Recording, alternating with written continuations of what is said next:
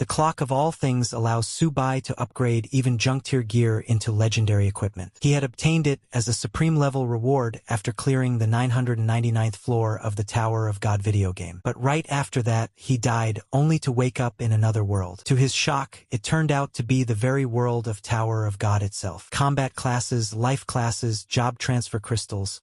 All of it was real here. Subai starts wondering if he has transmigrated into a parallel world where the Tower of God actually exists. Here, though, the tower has only been cleared up to the 99th floor. Subai feels this is exactly the kind of opportunity he wanted. If he is the one who cleared floor 999 in the game, then here he would be unstoppable. He thinks to himself that this must be the beginning of his peak life. Before he can get carried away, the teacher shouts at everyone to sit down quietly so they can receive their teleportation crystals. Once handed out, the teacher tells them to crush the crystal to begin their transfer and wishes them good luck and safe travels. The kids are hyped beyond belief, and even Subai admits to himself that he is quite excited. He crushes the crystal immediately. A notification greets him, welcoming him to the Tower of God. It says that personal information has been bound, data is being processed, and he should wait. Then another message dings, saying that the upload has failed, a pre-registered account has been detected, and it is attempting to log in. Subai feels his pulse race. If it can log into his old account, then he will be invincible. But soon another message arrives. The account information does not match, login has failed, and the system is attempting to clear data. Subai becomes furious. The thought of his old save file being deleted irritates him more than anything. And sure enough, in an instant, all his progress is erased. After the reset, he is welcomed once more to the Tower of God. He immediately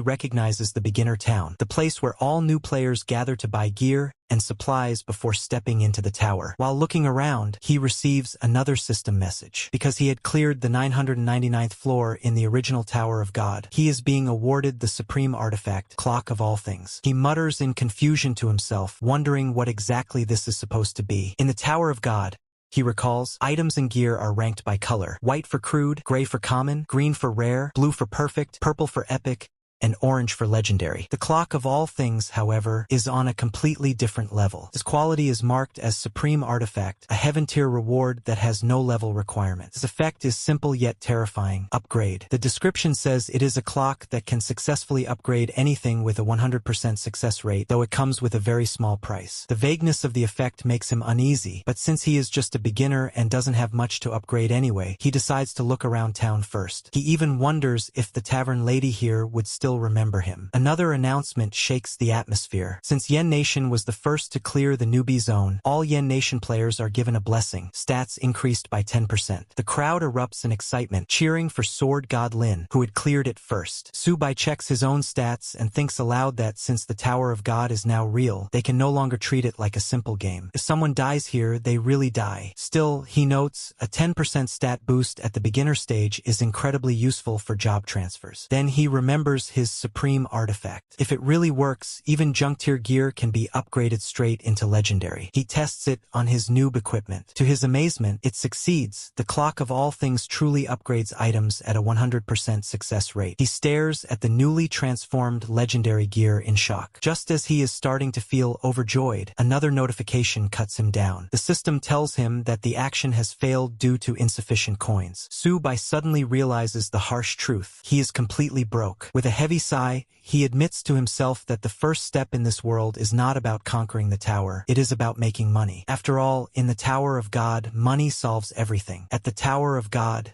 beginners gathered in the thousands. The first announcement hit them like a hammer. Their beginner protection would only last 7 days. 7 days. Fail to change your class in that time, and you're expelled from the tower. That was why every newcomer's top priority was simple: level up fast and get a class change crystal. Some were even willing to buy one from others at ridiculous prices. The crystals were that valuable. Even so, countless beginners were eliminated every single year. Inside the tavern, Subai leaned closer to the counter. He told the tavern lady that he had a few cocktail recipes and wanted to know if she was interested. One of them, he explained, was called Rare Beast Blood Wine, a drink so addictive it would keep customers coming back again and again. The tavern lady gave him a sharp look. She warned him that he'd better not be joking. Subai calmly offered to sell the recipe for 5 gold coins. He promised there was no trick involved. After a moment's hesitation, She agreed. 5 gold was nothing if the recipe was real. Still, she warned him that if he was lying, he wouldn't survive the consequences. Subai wasn't worried. He knew the recipe was genuine. It was only a basic tier 1, and he had knowledge of far better recipes tucked away in his mind. 5 minutes later, gasps filled the tavern. The wine glittered in the glass like a glowing red crystal. Everyone stared, wide-eyed. Then the crowd went wild. People pushed and shoved, fighting to get a sip. Exactly the reaction Subai had expected. The tavern lady tried it herself. Her eyes lit up. She immediately asked how many recipes he had, saying she wanted every single one. Subai chuckled. He told her he had 5 recipes in total, and since they now knew each other, he'd give her a discount. 20 gold coins for all of them. The tavern lady grinned. She told him he was quite the man, and that she was starting to like him. 20 gold coins in a single deal. Considering 1 gold meant 100 silver, and 100 silver meant 10,000 copper,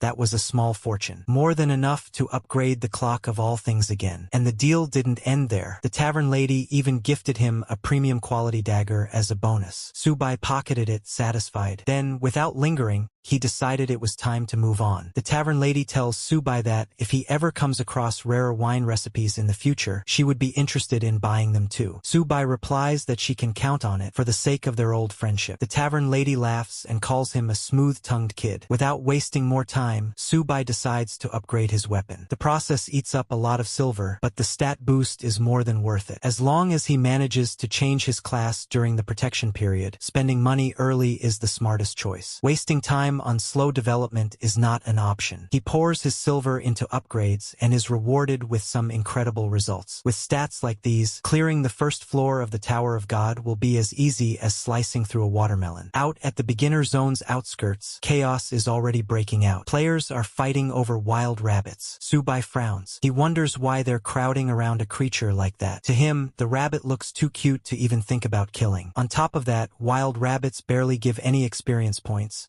Not to mention they don't even drop copper coins. But when the other players notice him walking closer, they start shouting at him. They tell him not to go into that unguarded area because it's dangerous. Subai doesn't understand what they mean by unguarded area. And then, without warning, a snake bursts out. A wind serpent strikes at him in an instant. One of the players panics and yells for Subai to watch out and come back quickly. He shouts that it's a wind serpent, one of the most dangerous monsters for beginners. Subai only smirks. He mutters that a tiny serpent like this isn't even enough to get stuck between his teeth. With one swift strike, he kills it instantly. The crowd freezes in shock. They whisper in disbelief, asking how he could possibly kill a level 1 wind serpent so casually. Subai waves it off and says there was nothing difficult about it. It only took a flick of his hand. Still, the other players keep warning him. They remind him that if a wind serpent lands a critical hit, it can kill a beginner instantly. With their weak gear and low stats, none of them could survive it. Dying once in this world means being gone forever. Subai just tosses a few copper coins toward them and thanks them for the warning. He tells them to take care of themselves too. The players wish him luck as he walks away, though once he's gone, their tone changes. They whisper to each other about how reckless he is. One of them complains that he even tried to help Subai but got brushed off coldly. He mutters that Subai will probably be dead in 5 minutes anyway. Meanwhile,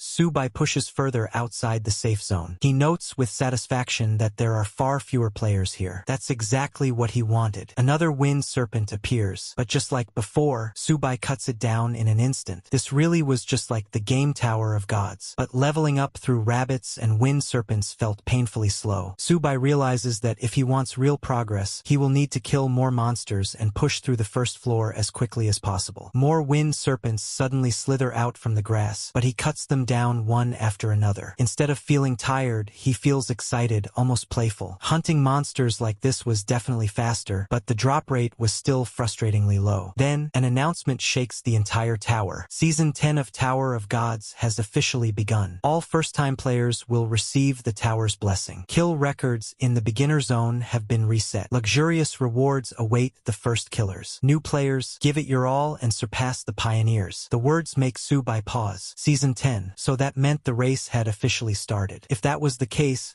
he had no intention of letting anyone else take the first kill rewards. Not when he held the divine item, the clock of all things. Around him, The nobodies in the beginner zone whisper among themselves. They wonder aloud who will get the first kill this year. None of them dare to dream too big, though. They already believe it will go to one of the 3 great families of the eastern region. Those people were born with silver spoons in their mouths. Some even mentioned seeing the eldest daughter of the Lin family earlier. She was wearing a full legendary set, gear worth tens of thousands, maybe even millions. A complete set could go for tens of millions, and on top of that, she had high-level bodyguards protecting her. Compared to people like that, the ordinary beginners had no chance. So they put the thought out of their minds and go back to chasing rabbits. Meanwhile, Subai keeps mowing down wind serpents one after another. Then ding! A notification congratulates him. He has reached level 2. As the 823rd player in the eastern region to level up, he has been awarded a black iron chest, along with 2 free stat points. Subai nods in satisfaction. Not bad. But then, another system feature unlocks, the ranking system. He checks it and is stunned. So many players had already reached level 2. The top rankers were even closing in on level 3. He quickly realizes why he is behind. He had spent too much time earlier studying the clock of all things after entering the tower. That little delay had cost him a spot on the leaderboard. Still, he isn't worried. He tells himself that the others only have a temporary lead.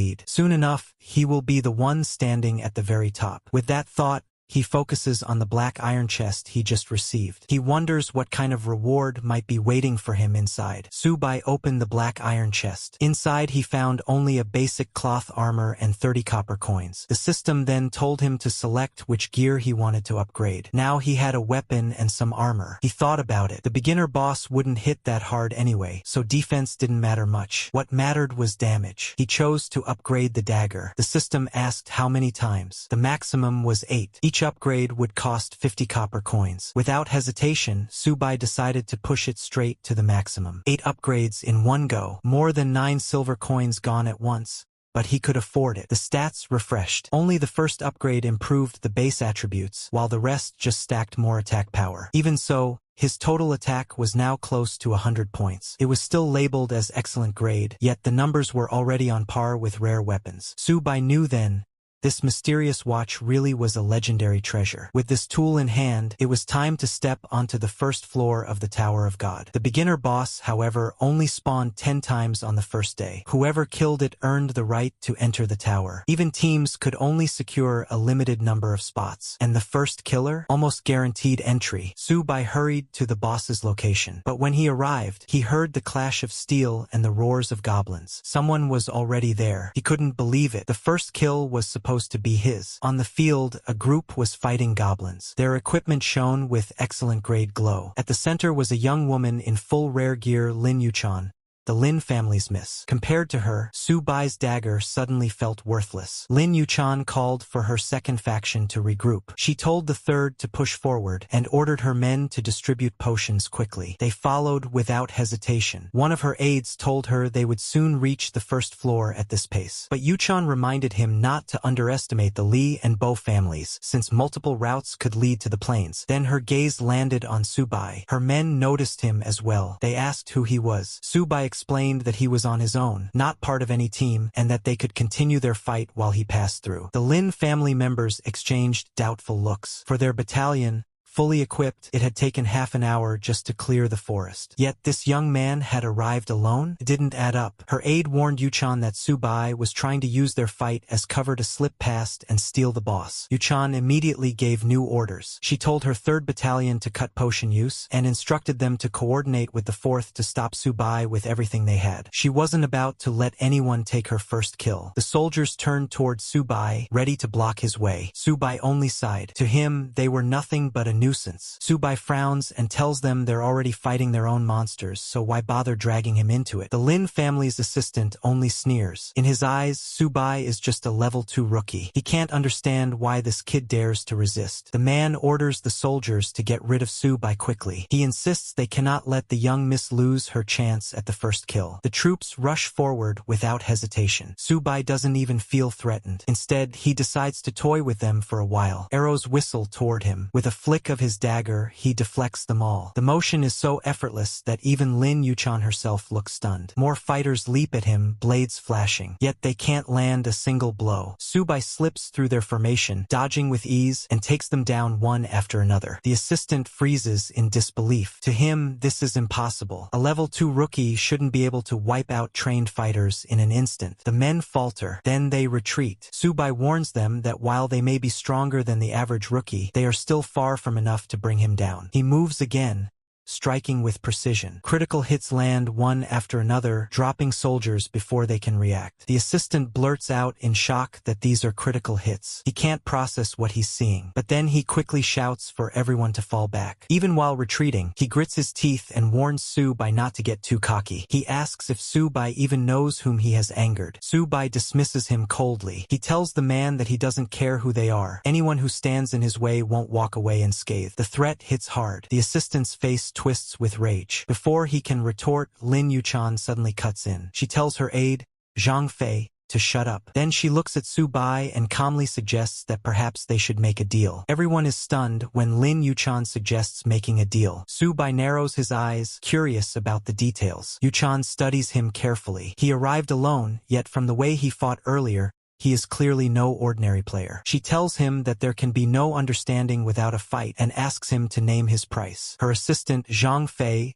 looks uneasy, but Yuchan silences him. Delaying their progress in the Tower of Gods would bring real consequences, and she knows very well that Zhang would never be able to shoulder that responsibility. Subai finally speaks. He tells them that the matter is settled. He guarantees he won't attack again. In return, they must pay a protection fee based on headcount, 1 silver coin per person. To him, that is a fair price. Zhang explodes in anger, demanding to know if Subai is dreaming. But Subai only replies coldly that this is the cost of keeping their lives, and asks if anyone has any objections. Once again, Yuchan cuts Zhang off. She accepts Subai's demand, but instead offers him 3 gold coins, saying he can consider the rest a token of friendship. She also asks him to add her as a friend. Subai then tells her that to add her as a friend, 1 more gold coin is required. To everyone's disbelief, Yuchan agrees. Those behind her clearly dislike the arrangement, but none dare to oppose her decision. Zhang mutters that this stranger is blatantly exploiting the situation. Ignoring him, Yuchan proposes something else. She suggests that Subai join them to hunt the beginner area boss together, so they can claim the first kill reward. Subai thinks to himself that the first boss in the eastern beginner area must be very important to her. He agrees, but adds a condition. He will lead the group. This pushes Zhang over the edge. He snaps that Subai must be dreaming. Lin family elites trained since childhood have no reason to follow a mere level 2 rookie. Subai remains firm. If they want to kill the boss, they must follow his orders. Otherwise, he has nothing more to say. He won't let anyone slow him down. Yuchan surprises everyone by agreeing to his demand. Zhang, however, protests again. He reminds her that Subai is a stranger and not someone they can trust. But Yuchan dismisses his objection. She tells Subai that while he may move freely, leadership is something she cannot hand over. Subai doesn't argue. He simply says that if that is the case, then there is no need to waste more words. He turns to leave. Yuchan calls after him, asking if he doesn't want to reconsider. She offers him 100 gold coins. Subai only replies that the first kill reward is worth far more than 100 gold, and he won't let them waste his time. Zhang sneers at his retreating back, saying that this man thinks he can break the world record for the first kill. To Zhang,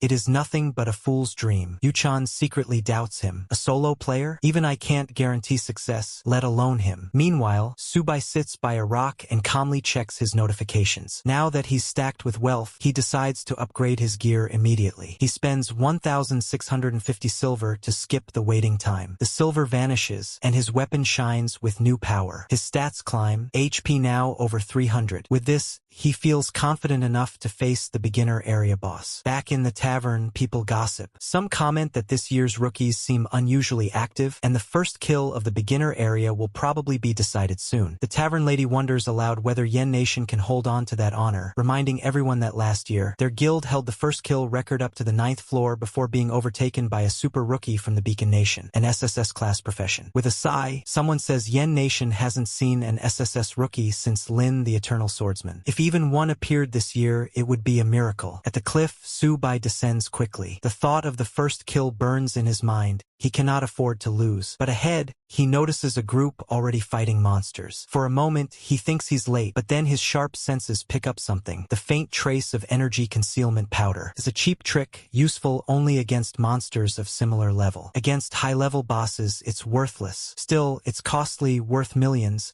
And seeing it here tells him the enemies are well-funded. Dozens of fighters struggle against mobs while their leader watches from behind. Subai is relieved. The boss hasn't been provoked yet. If it had, he would have to wait an hour for respawn. One of the group members notices him and asks if they should stop the newcomer. Their leader, Wang Zishi, the legitimate son of the Wang family, one of the three great families of the eastern region, waves him off. To him, Subai is just a lone wolf. Li Yura, daughter of another great family, sneers that this fool dares to covet what isn't his. But the sneers fade when Subai ignores everyone and heads straight for the boss. The Goblin King roars to life as Subai closes in, a notification flashing in his vision. Beginner area boss, Goblin King. The others wait for the slaughter, certain the monster will crush him. Wang Zishi smirks, saying there's no need to interfere, and Li Yura agrees, dismissing him as trash. Then the fight begins. The Goblin King swings his massive club, but Subai slips past with ease. His dagger flashes, landing a critical hit that tears away over 100 HP in one strike. The king howls in pain, but Subai calls him nothing more than a barking dog and continues. Another critical hit slashes across the monster's chest, another 100 HP gone in seconds. The crowd stares in disbelief. The Goblin King's weak points, chest, lower back, and eyes, are being exploited flawlessly. They can't believe what they're witnessing. A level 2 rookie standing toe-to-toe with the area's strongest monster, parrying its blows and landing devastating counters. Even Li Yura is stunned. None of them expected this lone stranger to last more than a few seconds, let alone overwhelm the boss. The lady turns to Brother GC and asks what is wrong. Brother GC replies that he cannot understand how Subai is using Flash Step, since all three of his attacks have been critical hits,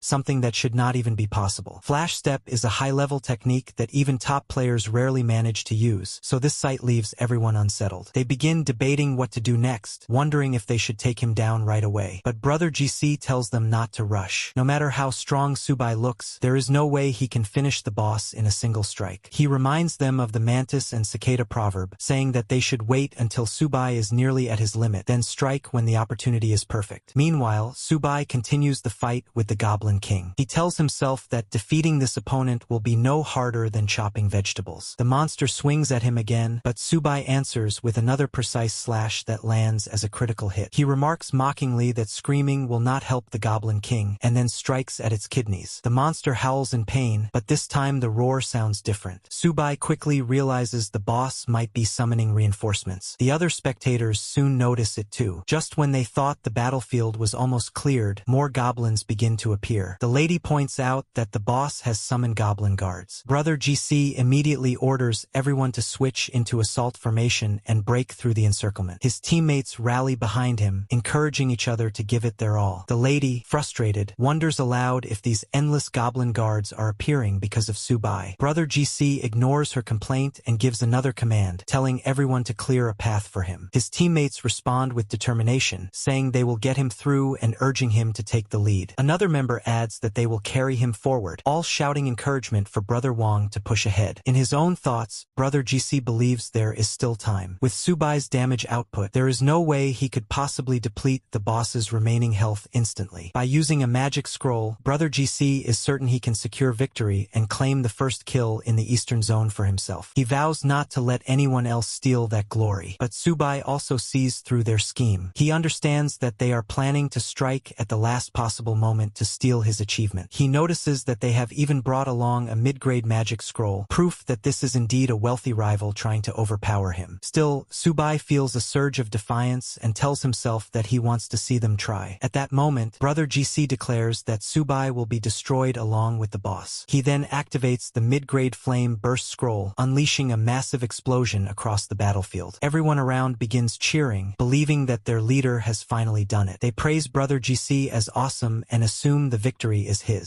But the supposed winner himself grows uneasy. He starts to worry when the system remains silent. Then, with growing dread, he blurts out why the system hasn't announced the result yet. At that very moment, the notification appears. It declares that the East Zone beginner town boss has been defeated by player Subai and encourages everyone else to keep working hard. The news hits the entire crowd like a thunderbolt. Their excitement collapses into shock and disbelief. Many cannot understand how this outcome is even possible. Even Brother GC himself mutters that it makes no sense for Subai to one-shot the boss. Subai, standing over the fallen Goblin King, explains coldly. He tells them they are fools for not knowing that fatal wounds can stack damage. He reveals that he deliberately targeted the Goblin King's critical weakness and finished it off when it had only 5% health remaining. He adds that he could have ended the fight earlier, when the boss dropped to 20%, but he waited. Instead, he let the others drool over victory until Wang GC wasted his mid-grade scroll, and only then did he deliver the final blow. With a sigh, Subai remarks that it must hurt to think about losing such an expensive item, one worth thousands of gold, for nothing. For Subai, this is more than just a victory. He has been waiting for the chance to teach these wealthy player bullies a lesson, those who rely on throwing money around to crush free-to-play players. Now they are the ones humiliated, left only to wait for the boss to respawn. With a smirk, he tells them farewell and walks away. The announcement quickly spreads to the tavern, where players are already buzzing with talk about someone defeating the East Zone's Goblin King. The news shocks them further when they realize the first kill did not go to one of the three great clans. Speculation rises immediately. Some wonder if the East Zone has a hidden noble Su family behind this mysterious player. Others insist that whoever claimed the kill must be a serious contender, perhaps even someone from a secret clan. A few consider that it could really be Subai, but another player quickly dismisses the thought. He argues that Subai is just an orphan and could never surpass the three great families, suggesting it must be another person with the same name. Yuchan, upon seeing the notification herself, is left speechless. She lashes out in frustration and orders her team to advance to the settlement at full speed. Her command is met with an immediate, unified response of agreement from her people. Meanwhile, Brother Wang's anger burns hotter than ever, now fully directed at Subai. 9:16 p.m. The lady turns to Brother GC and asks what they should do now. Brother replies that everyone should rest and regroup, and in an hour they will farm the next boss. But before his words can settle, a portal opens in front of them. Out steps Yuchan, her expression burning with anger. She demands to know if they intend to take the second boss as well, snapping that she never gave them permission. Just then, a notification appears before Subai. It announces that he is the first player in the East Zone to defeat the Goblin King, granting him access to the Tower of God's reward silver chest. Another line follows immediately, declaring that he is also among the first 100 players globally to unlock the same chest. Two gleaming silver chests materialize in front of him. Subai decides to open them before moving on, reasoning that rare gear might lie inside. The first chest grants him rare boots called One Step Away, along with 10 silver coins. The second chest provides a small XP potion and 30 more silver coins. He inspects the boots and notes that they grant a valuable speed boost, though the level requirement is still beyond his current reach. As he organizes the rewards,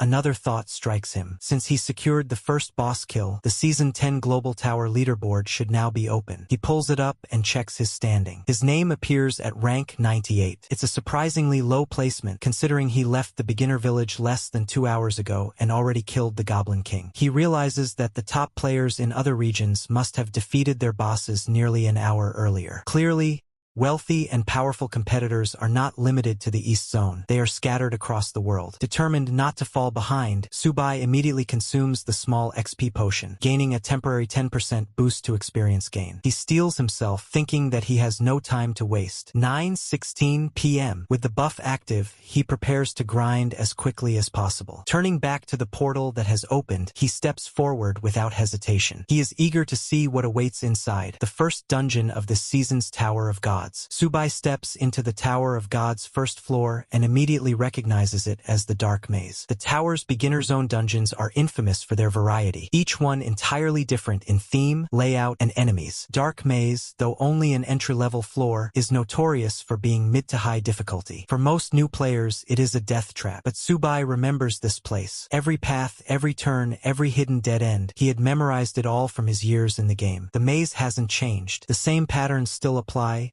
and that gives him a major advantage. Before he can take more than a few steps, however, a pale hand bursts through the ground. A gaunt figure drags itself up, skin stretched over bones, eyes glowing faintly. A notification identifies it as a ghoul. Subai recalls their traits: fast, aggressive, and lethal in groups. If they manage to encircle him, he's done for. He reacts instantly, activating Flash Step to close the distance in a blur and driving his blade into its skull. The critical strike drops the monster instantly, but another ghoul erupts from the floor right behind him. Without hesitation, Subai pivots, strikes again, and lands another decisive blow. This one also falls. The chain of kills, combined with the Goblin King's earlier XP, pushes his level up to 3. Encouraged, he presses deeper into the maze. Soon, he reaches a fork where 2 glowing inscription tablets await, one blue, one red. The blue tablet signifies an easy route, while the red marks the hard path. Subai doesn't hesitate. Harder paths mean greater rewards,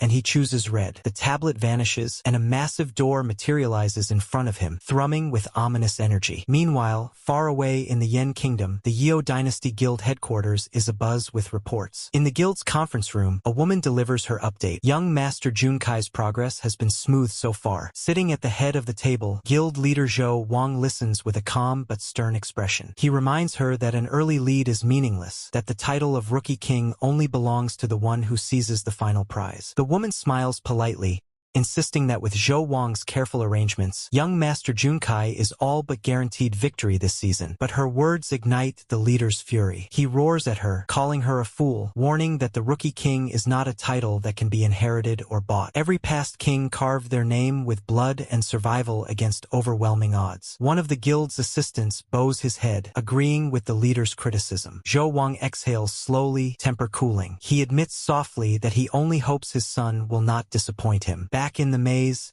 Subai's situation grows harsher. Ghouls continue clawing up from the floor, their shrieks echoing through the darkness. They try to encircle him, lunging from every direction, but Subai stays sharp, cutting them down one by one before the trap can close in around him. So far, Subai's critical hits have been carrying him well. In less than half an hour, his kill count has stacked up, and the tower's generous experience rates keep pushing him forward. After finally clearing a room full of ghouls, something unusual catches his eye: a gray tablet half hidden against the wall. It marks a hidden chamber. Picking the hard route has paid off, and this is his bonus. He decides to go inside. The moment he enters, more ghouls surge out of the ground, far more than before. Their shrieks echo in the chamber as they swarm from every side. He counts quickly. There must be at least 50. With no hesitation, he dives into battle, slashing through them in a blur. Flash Step becomes his rhythm, his blade carving critical strikes as bodies collapse one after another. Half an hour later, the final ghoul falls. Subai is breathing hard, but the notification flashing before his eyes makes it worthwhile. He is leveled up to 4,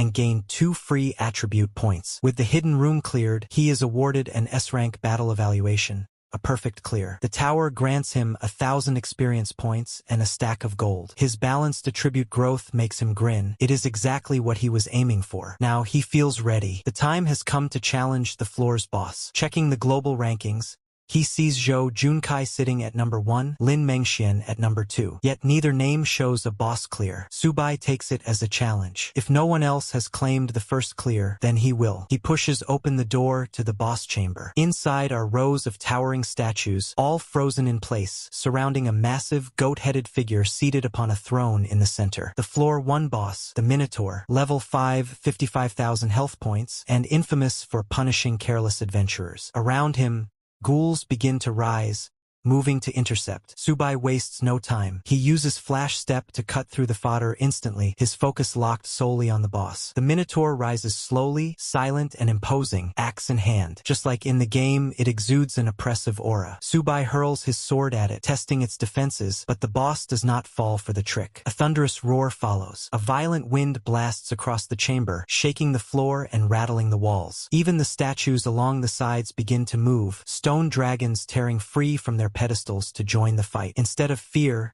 Subai feels his blood pumping. The fight has finally become worthy. The Minotaur swings its axe in a devastating arc. Subai leaps high, using a gap step to avoid the crushing strike, and drives a critical blow against the beast's shoulder. The hit lands, but the boss's massive health bar barely shifts. Only a sliver disappears, a mere 150 points gone. And the real battle has only just begun. The Minotaur lashes out, its massive axe slashing towards Subai. He sidesteps with flash gap, unfazed, and turns the momentum against the boss and its stone minions. The beast stomps the ground, triggering a glowing magic circle. Flames burst outward as the Minotaur activates its signature skill, Bull Charge, and rushes forward with incredible speed. Subai is caught off guard by how quickly the skill has been used, but he regains his composure instantly. He vaults into the air with flash step, avoiding the charge, and drives his blade down in a vicious strike. The hit lands cleanly, this time tearing away a full 1,000 points of the Minotaur's health. The statues surrounding the chamber close in, sensing an opening while Subai is locked against the boss. But he cuts through them in a blur, turning their ambush into free experience. A new notification flashes, level up,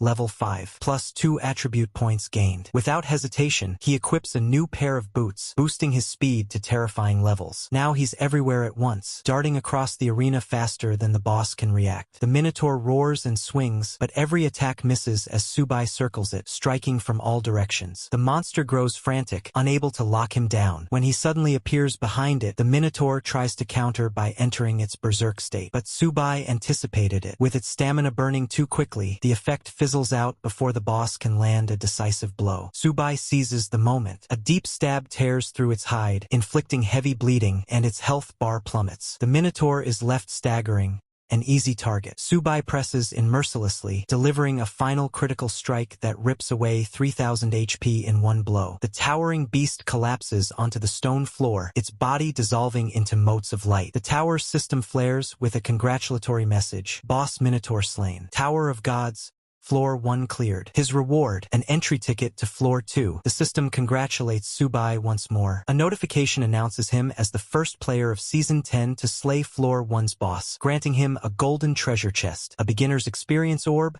and gold coins. For him, this pace is acceptable, neither too slow nor rushed. In the past, he would have cleared a floor in half an hour just to move on. But this season, he knows resources and experience are worth more than raw speed. Elsewhere, a massive explosion rocks the battlefield of the Zhou dynasty. Junkai, armed with his father's perfect-grade weapon, the 10,000 Calamities Annihilation Cannon, remarks on its destructive power. The weapon is brutally effective, though costly to use. Confident, he prepares to continue his bombardment until a sudden notification freezes him mid-action. The system declares that player Subai has broken the first clear record, officially clearing Floor 1 and securing the Yen Kingdom's first victory in the Tower of Gods. Junkai is stunned, his disbelief quickly boiling into rage. To him, the idea that someone managed to clear in under an hour, 58 minutes and 59 seconds is absurd. He insists it must be cheating. Word spreads quickly across the global leaderboards. Subai's name flashes to the top, not only for the tower but also for the beginner zone rankings. Players everywhere are shaken. Many question whether such a time is even humanly possible, while others marvel at the appearance of a newcomer this strong. Comparisons are immediately drawn to Li Jiangxian, the last terrifying prodigy the Yen Kingdom had produced long ago. Excitement spreads. This year's Rookie King title might belong to the Yen Kingdom once again. At the headquarters, the kingdom's leader studies the leaderboard, though his assistant tries to calm him, reminding him that young Master Zhou's time was still among the best in history. The leader remains furious. For him, there is no consolation in second place. A loss is a loss. Still, the assistant reminds him there are 9 more floors to go. If Junkai manages to complete his job transfer early, there is still a path to overturn the standings and seize the Rookie King crown. The leader orders an investigation into the identity of the record-breaking newcomer. The assistant immediately agrees, hurrying to carry out the command. Elsewhere, Yuchan sends a direct message to Subai. She first questions if he was the one who interfered with Wang Jiqi and Li Yuran's boss kill, then acknowledges that he has truly seized the world's first clear record. Finally, she offers an invitation. If he is interested, the Lin family would gladly welcome him as an ally. Standing near the portal, even she admits that they had underestimated him. Meanwhile, Subai stands before the golden treasure chest, the kind that only appears for first boss kills and major events. As the very first chest of the season, he knows it must contain something extraordinary. When the lid opens, golden light floods the chamber. Inside lies a perfect grade item, the golden hoe. Subai stares in surprise,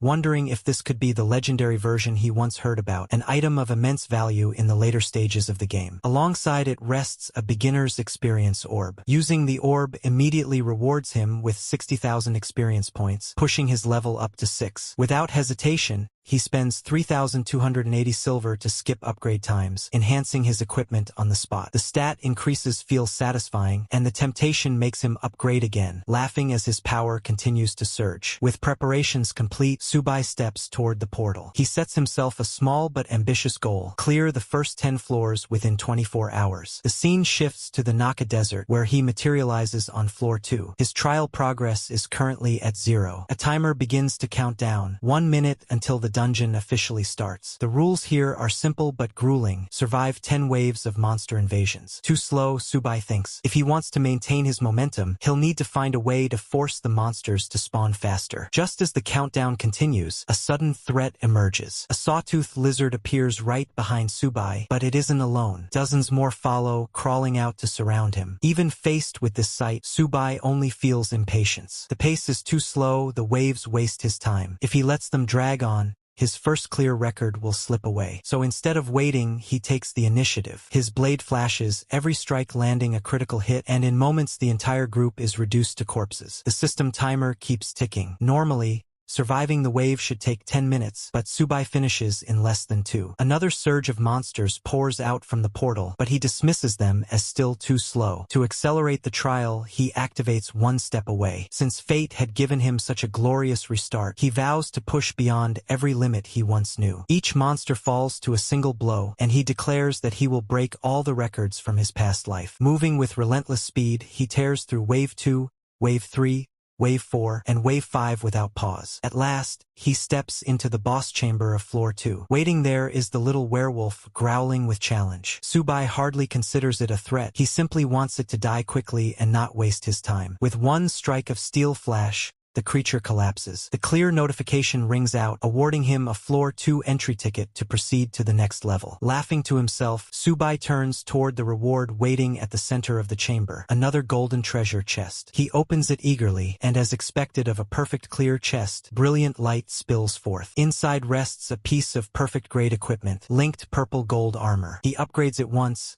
careful not to push the level too high, or else he won't even be able to wear it yet. The cost is steep, draining a good chunk of silver, but when the upgrade completes, the armor's glow eclipses everything else in his inventory. As expected of perfect grade gear, it radiates unmatched quality, making every other item seem second-rate by comparison. Using the novice experience orb, he gains 50,000 experience. A notification pops up congratulating him for reaching level 7 and awarding free attribute points. Not bad at all. Subai figures this should be enough to handle floor 3, so he moves forward. But just like that, over 100 gold coins vanish. He realizes he really needs to start earning faster. Stepping into the portal, he enters floor 3, the Silken Cavern. A huge horde of monsters rushes toward him. Rats, massive spiders, all kinds of creepy crawlies. Subai laughs, calling them little cuties as he slashes through them instantly. A few other players are battling a giant boss here, but Subai barely glances. He tests it with his 10,000 annihilation cannon, noting the boss isn't much of a challenge. Notifications confirm his success. He's congratulated for slaying the Minotaur and clearing floor 1. He receives a floor 2 entry ticket. His clear time is 2 hours, 25 minutes, 30 seconds. Subai exhales, telling himself it was intense but manageable since the boss's rage mode is limited. Another notification delivers a rare weapon, the exquisite long sword, and he laughs at the reward. He notices a world announcement stating that player Subai has set the first clear record for Tower of God Floor 2, a win for the Yen Kingdom. Subai notes the clear time, 29 minutes, 42 seconds. He thinks it's insane, then admits to himself that he's still too weak and wonders who else might be out there. He then tackles a giant spider, explaining to himself that it's time to show what true speed level leveling looks like. Another notification pops up, congratulating him for setting the first clear record on Floor 3 in 25 minutes, 45 seconds, another victory for the Yen Kingdom. On Tower of Gods Floor 4, the Crimson Flame Desert, Subai is already swarming through a horde of reptile-style monsters. Despite the chaos, he sets the first clear record, finishing in 22 minutes and 23 seconds. On Floor 5, the Misty Swamp, he moves even faster, taking down the monsters and clearing the floor in 19 minutes, 58 seconds. News spreads like wildfire. Everywhere, people talk about Subai's insane speed. 3 floors cleared in barely over an hour. It's unreal. Whispers float around. Is he a genius? A monster? A god? Some claim he just gets stronger the higher he climbs, while others wonder if maybe the rookie floors this season are unusually easy. Someone brings up Zhou Junkai, the Dynasty Guild Master's son, noting that he heard Junkai brought the 10,000 Annihilation Cannon into Floor 1. Another confirms it, explaining the cannon vanished from the weapon rankings, probably melted down into a newbie weapon. Yet everyone wonders if Subai somehow snagged an epic-grade weapon for himself. Later, in a strategy group meeting, a cluster of Yen Kingdom elites stands around. Pai Lingxiu comments on how intriguing Subai is, while Nancian adds that his background is a complete mystery. No parents, no backing, and at school, his combat class scores were unremarkable. Pai Lingxiu wonders aloud if Subai might have discovered something extraordinary in the tower. Nancian points out that even for the first-tier strategy group, epic-grade gear is incredibly rare. Only about 10 exist across the entire Yen Kingdom. She teases that Subai must have some nerve, being one of the top 5 assassins and already coveting a kid's weapon. Another member notes it's easy for her to say, considering she wields the silk-tasseled Fire Phoenix Spear, while most in the group don't even have a full set of perfect-grade gear. The discussion escalates until the strategy group captain, Su Kong, steps in, frustrated, telling everyone to calm down. Captain Kong tells the group that if Subai comes out without pulling an S-rank or higher job transfer crystal, they should try to buy his epic weapon. But if he does pull one, they'll invite him for a strategy group trial. One of the members cautions the captain, saying the second-tier team is essentially a reserve squad, and that newcomers should start in the rookie squads first. Only if they perform well should they move up to the third-tier team. Kong interrupts, saying that the rookie squads these past 2 years haven't produced much. If Subai can become rookie king, there's no harm in cultivating him. The member opens his mouth to argue, but Kong simply walks off, declaring the matter settled. Nancian is reminded to worry about her own progress. If she can't make her second transfer this month, she might roll down to the second-tier team. Meanwhile, through another portal, Subai checks his character attributes.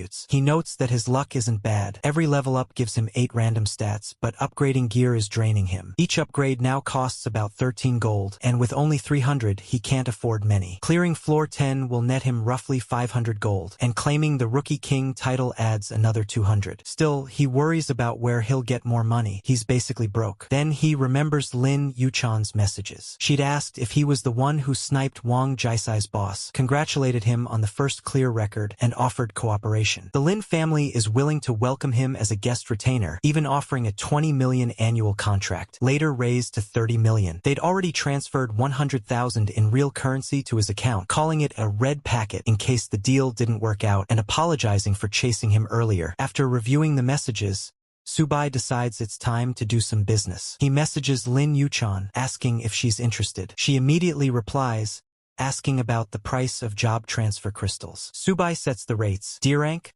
1 gold, C rank, 5 gold. Anything above C, negotiable. Lin Yuchan notes that this is far below market price, but agrees anyway, saying she'll take them all. Subai tells her he has 13 for now, with more to come, and gives her 6 days to raise funds. They'll trade once he exits the tower. Lin Yuchan confirms. Subai chuckles to himself, noting just how much power the rich wield. With the deal set, he turns back to leveling, moving toward another portal to enter floor 6. The 6th floor is Wild Oasis. Among the Grand Canyons, a few wyverns circle the skies. Subai looks around and says that Wild Oasis is a leap in difficulty. He explains that the boss here is a roaming type with no fixed spawn point, meaning luck will play a big role. Luckily, he has a flying dragon crossbow upgraded to +10. It's rare grade and has impressive attack power. He equips it and remarks that it's a good thing he prepared long-range gear in advance. Still, he admits he didn't bring enough arrows, so he will need to use them sparingly if he wants to keep up his pace. With the great grade crossbow in hand, he moves forward. Soon,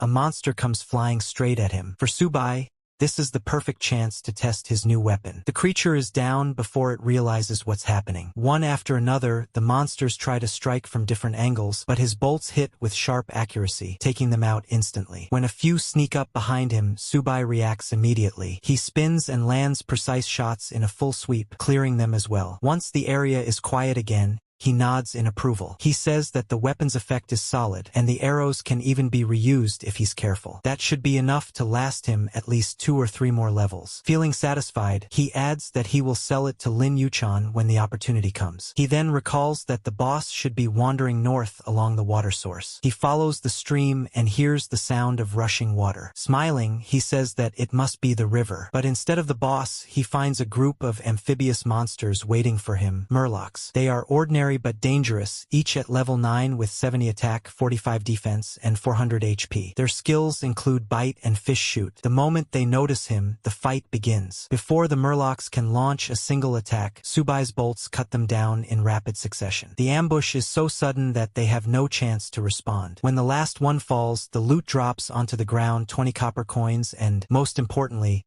a B-rank job transfer crystal. A system notification prompts him to pick it up. He laughs to himself and says that the rumors about this floor's high drop rate seem to be true. Without wasting time, he lists the crystal for bidding, curious to see how will the response be. Lin sees the trade request and remarks that, as expected of Subai, he is very efficient. She offers 10 million in cash, along with 100 gold coins as the highest bid, plus another 1 million cash. Subai agrees, and Lin responds that they have a deal. With the transaction done, Subai keeps on hunting monsters. As he continues, he notes that this way of making money is not slow at all. Then he hears something different. This time, he is sure the sound belongs to the boss. He heads toward it and comes face to face with the oasis fish monster, Ellie. At first sight, he observes that the creature looks quite unique. With a confident grin, he mutters that he will play with it. But the boss has no intention of playing. It roars furiously and charges. Subai reacts instantly. He leaps upward with his flash gap skill, fires his crossbow midair, and lands 3 critical hits, each inflicting over 1,000 damage. Enraged, the boss hurls its weapon, but Subai dodges effortlessly. He taunts the monster, saying it is still as stupid as ever and has made no progress. He then unleashes another barrage, this time slamming critical hits straight into its face, dealing over 3,000 damage in total. A system notification chimes, congratulating him on defeating the Oasis fish monster and clearing the 6th floor of the Tower of God. He receives an admission ticket to the 7th floor. Since he is also the first player to defeat the Oasis fish monster in Season 10, he is rewarded with 1 gold chest, 1 novice experience orb, and 50 gold coins. His clearance time is recorded at 1 hour, 58 minutes,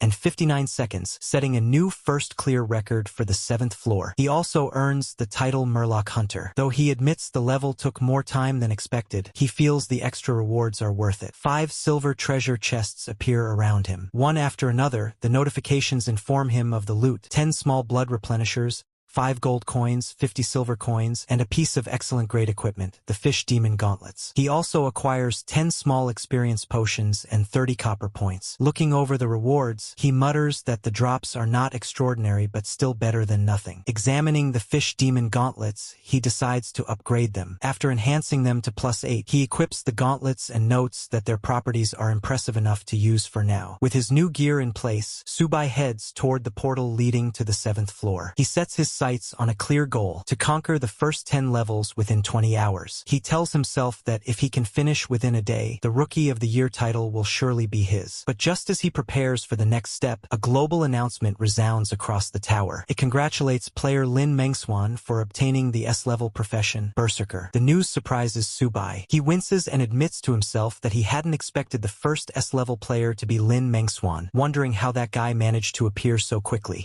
People everywhere start talking about Lin Mengswan. Many wonder whose eldest daughter she is, since the Lin family from Beijing already has a Lin Mengswan who married Li Jianxian. That Li Jianxian is an invincible figure, ranked number 1 in the world. When the news spreads, most players can't believe their eyes. From their perspective, Lin Mengswan has the potential not only to become Rookie of the Year, but maybe even surpass future competitors. After all, someone who climbs to the very top can sometimes outshine even the current first place. If even the second second-ranked player can't deal with such a person, then what hope do the rest have? The shock grows when people realize this Lin Mengswan is actually Li Jianxian's future daughter-in-law. That connection makes her rise even more intimidating because it means Li Jianxian's power and influence will likely back her up. Still, it feels impossible. Subai has already reached the 7th floor, yet she hasn't cleared past the 3rd. But with her pre-job change completed, her combat power will increase dramatically. By the time she reaches level 10, her strength will be undeniable. Some players speculate further. One woman points out that Li Jianxian must have prepared big tricks for her, because there's no way he wouldn't. Another guy agrees, adding that even the king of Zhou handed down his weapons to his son. Meanwhile, someone checks the ranking list. It shows Subai in 1st place, Lin Mengswan in 2nd, and Zhou Junkai in 3rd. Zhou Junkai himself grows irritated as he stares at the board. Muttering to himself, he says it's fine to be behind for now. Once they all reach the 5th floor, he'll make them suffer. Back inside the tower, the 7th floor reveals itself as the Dark Castle. To most, the monsters here are terrifying, but to Subai, they're nothing more than piles of old bones. He remembers their weak spots perfectly and keeps landing critical hits, clearing enemies with ease. It looks like even this floor won't slow him down for long. Elsewhere, on the 4th floor, the Scarlet Desert, Lin Mengswan is pushing herself hard. She refuses to lose to anyone. Even though she has just gained the Berserker rank, she knows she must push past Subai if she wants to secure her place at the top. Zhou Junkai finally reaches the Tower of God's 5th floor, the Misty Swamp. Laughing proudly, he declares that with the Fate Stone fragment, he can finally change his job. A notification soon confirms it. He has obtained an SS-level job change crystal and successfully transferred to the rare SS rank gunner class. But while Zhou is celebrating his breakthrough, Subai is already far ahead. He's battling through the Tower of God's 8th floor, the Abyss of Pain. The grim Reaper-like monsters that lurk here don't stand a chance. Subai keeps landing critical hits, shattering their bones one after another. He even mocks them, laughing as he points out how useless they are since they're nothing more than bone monsters. At this point, only 2 more floors remain before he reaches his goal. Meanwhile, Lin Mengswan, holding 2nd place, is still stuck on the 6th floor. Determined, she tells herself that she will catch up to him no matter what. But fighting the monsters here is no easy task. She realizes she's wasted too much time in the oasis and pushes herself harder, desperate to close the gap. By now, Subai has already entered the 9th floor, Nightmare Town. The place disgusts him. The monsters, the atmosphere, everything feels rotten. He grumbles about how he doesn't even want to stay here longer than necessary, so he rushes forward, clearing enemies as quickly as possible. While Lin Mengswan struggles her way into the 7th floor, Subai pushes straight into the 10th Nightmare platform. There, he finally comes face to face with the floor boss, Nightmare Harms. Subai doesn't waste time. He calls it the Little Nightmare and says this is the final hurdle standing between him and the Rookie King title. The monster roars back, unwilling to tolerate his mockery. But Subai isn't interested in playing around. He charges in, striking directly at its kidneys, forcing the boss to stagger. Nightmare Harms tries to grab him, threatening punishment for daring to desecrate the Nightmare's domain. Subai just scoffs, kicking its hand away in midair. He mocks the boss, saying that trick didn't work before and won't work now, before finishing with a ruthless strike, telling the monster its rightful place is in hell, not standing in front of him. With one massive strike, Subai finally takes down the boss. The monster lets out a pitiful cry, insisting that nightmares are supposed to be invincible and wondering how it could possibly be defeated by a mere young man. Almost instantly, a wave of notifications fills Subai's vision. He is congratulated for breaking the first kill record, clearing the 10th floor of the Tower of God, and securing yet another victory for the Yen Kingdom players. His clear time is recorded at 54 minutes and 23 seconds. The system also announces that he is the very first player this season to conquer the 10th floor. As a reward, he receives a random SSS-level job transfer crystal and, at last, the long-awaited Rookie King title. The title boosts monster hunting experience by 100%, passively increases all attributes by 20, and remains valid until the start of the next season. Subai can't help but feel delighted. He remarks to himself how he has finally achieved both the SSS-level crystal and the Rookie King title, something he never managed to obtain even after clearing 999 levels in his previous life. Looking ahead, he notices the line of gleaming gold treasure chests waiting for him. He decides to open 5 at once, hoping for something worthwhile. From the first, he is congratulated for obtaining the rare-grade weapon, the White Tiger Sword. However, he dismisses it as underwhelming, noting that its attributes aren't really suited for his build. The next chest grants him a lost treasure map, which excites him. He reflects on how useful treasure maps can be, since with enough luck they may lead to perfect-grade equipment. Another chest rewards him with a rare-grade energy shield, followed by a light effect stone. He acknowledges that while the shield isn't particularly useful for him, the stone is valuable, as it allows equipment to be hidden and prevents unnecessary trouble. Finally, he draws the perfect-grade equipment Fire Dragon's Fist. This catch immediately grabs his attention, and he quickly tries it on. He notes that the stats on the gloves are close to epic level, and the flashy movements created when wielding them are impressive. He feels confident that this weapon will make it much easier to deal with tougher monsters moving forward. Satisfied, he opens up his stat window to review his current progress. His profile shows: name, Subai. Level, 10, cannot be upgraded yet. Occupation, not yet changed. Strength, 80 plus 8. Agility, 80 plus 8. Physical, 80 plus 8. Spirit, 80 plus 8. Health, 880. Constitution multiplied by 10. Subai checks his stat window once more. His magic value is 880, calculated from spirit multiplied by 10. His physical attack comes out at 176, strength multiplied by 2, while his magic attack is also 176, spirit multiplied by 2. His equipment slots look stacked. The clock of all things, a supreme artifact, Fire Dragon Fist +1, perfect grade, Chain Purple Gold Armor +1, perfect grade, Flying Dragon Crossbow +1, perfect grade, Exquisite Dagger +8, excellent grade, and one step away, rare grade. His constitution sits at 10 times the base, and to top it off, he also has the Fire Dragon Belt +1, perfect grade, Chain Purple Gold Tube +1, perfect grade, Flying Dragon Crossbow +10, and an Exquisite Lantern Sword +8, excellent grade. Looking at all this, he grins and tells himself that, with these stats, upgrading through the clock of all things will turn his punch into something deadly. He then decides to clear out the remaining 30 or so silver treasure chests, mostly to exchange for money. The notifications keep rolling in: congratulations for receiving exquisite swords, an iron sword,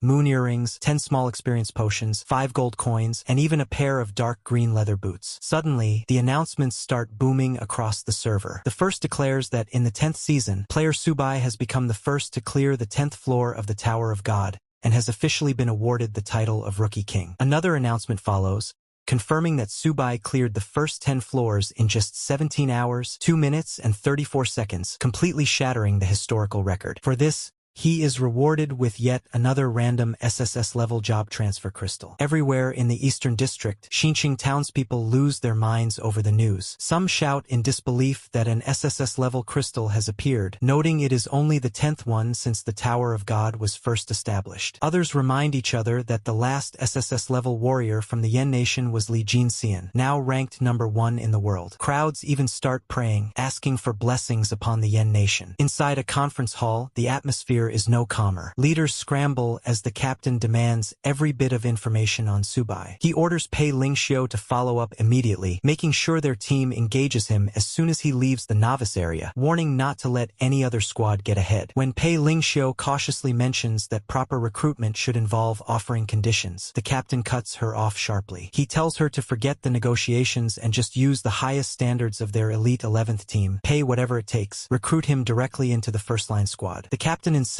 that with Subai on their side, they'll have an SSS-level combatant under their banner. That would put them second only to Li Jinxian's team and elevate their status beyond anyone's reach. Pei Lingxiu finally agrees, privately thinking that the captain is right. She looks forward to shutting down the arrogant mockery they've endured from the 5th and 6th teams once and for all. At the beginner's tavern, people are chatting restlessly. One person brings up how Subai still hasn't changed his job yet. Another agrees, pointing out that to achieve such results without switching classes means his strength is terrifying. A few wonder why he refuses to change jobs at all and ask if he might return to Novice Town. They admit they'd love to see it for themselves. While they are talking, the tavern door suddenly bangs open. The crowd panics and shouts at whoever dares to act so reckless. But when they realize it's Subai carrying an enormous bag, everyone freezes. No one dares to mess with him. Some whisper that he must be insane, certain the boss lady will beat him half to death for barging in like that. Others back the thought, saying anyone foolish enough to tease her usually ends up dead on the spot. To their shock, the tavern lady doesn't get angry at all. Instead, she praises Subai for being efficient and even seems genuinely happy to see him, showing no ill will. Subai then tells her to bring him a cup of falling star. The boss lady laughs softly and says he must be good at drinking, since that recipe is her exclusive specialty. The onlookers grow uneasy, whispering among themselves and wondering just who this guy really is. They cannot understand how the boss lady is tolerating someone who kicked her door open, yet she even praises the harvest he has brought in. She sniffs the bag and, true to her werbeast senses, immediately notices there is something extraordinary inside. Still, she warns him that no matter how sweetly he talks, there will be no discounts, 1 gold a cup and no credit. As Subai drinks, he notices a notification that a cup of falling star increases all attributes by 1 point. The boss lady shakes her head and sighs that he doesn't even appreciate the rarity of what he's consuming, comparing him to a cow chewing on a peony. 11:15 a.m. After finishing, Subai stretches tiredly and tells Sister Dana to arrange a private room upstairs for him since the day has worn him out. Just then, another figure enters, and everyone is shocked to see Lin Yuchen walk in. She herself feels relieved, thinking how fortunate it was that she hadn't escalated their earlier conflict. Otherwise, she fears the outcome would not have been good. Subai greets her casually, saying he had been expecting her. Lin Chuan,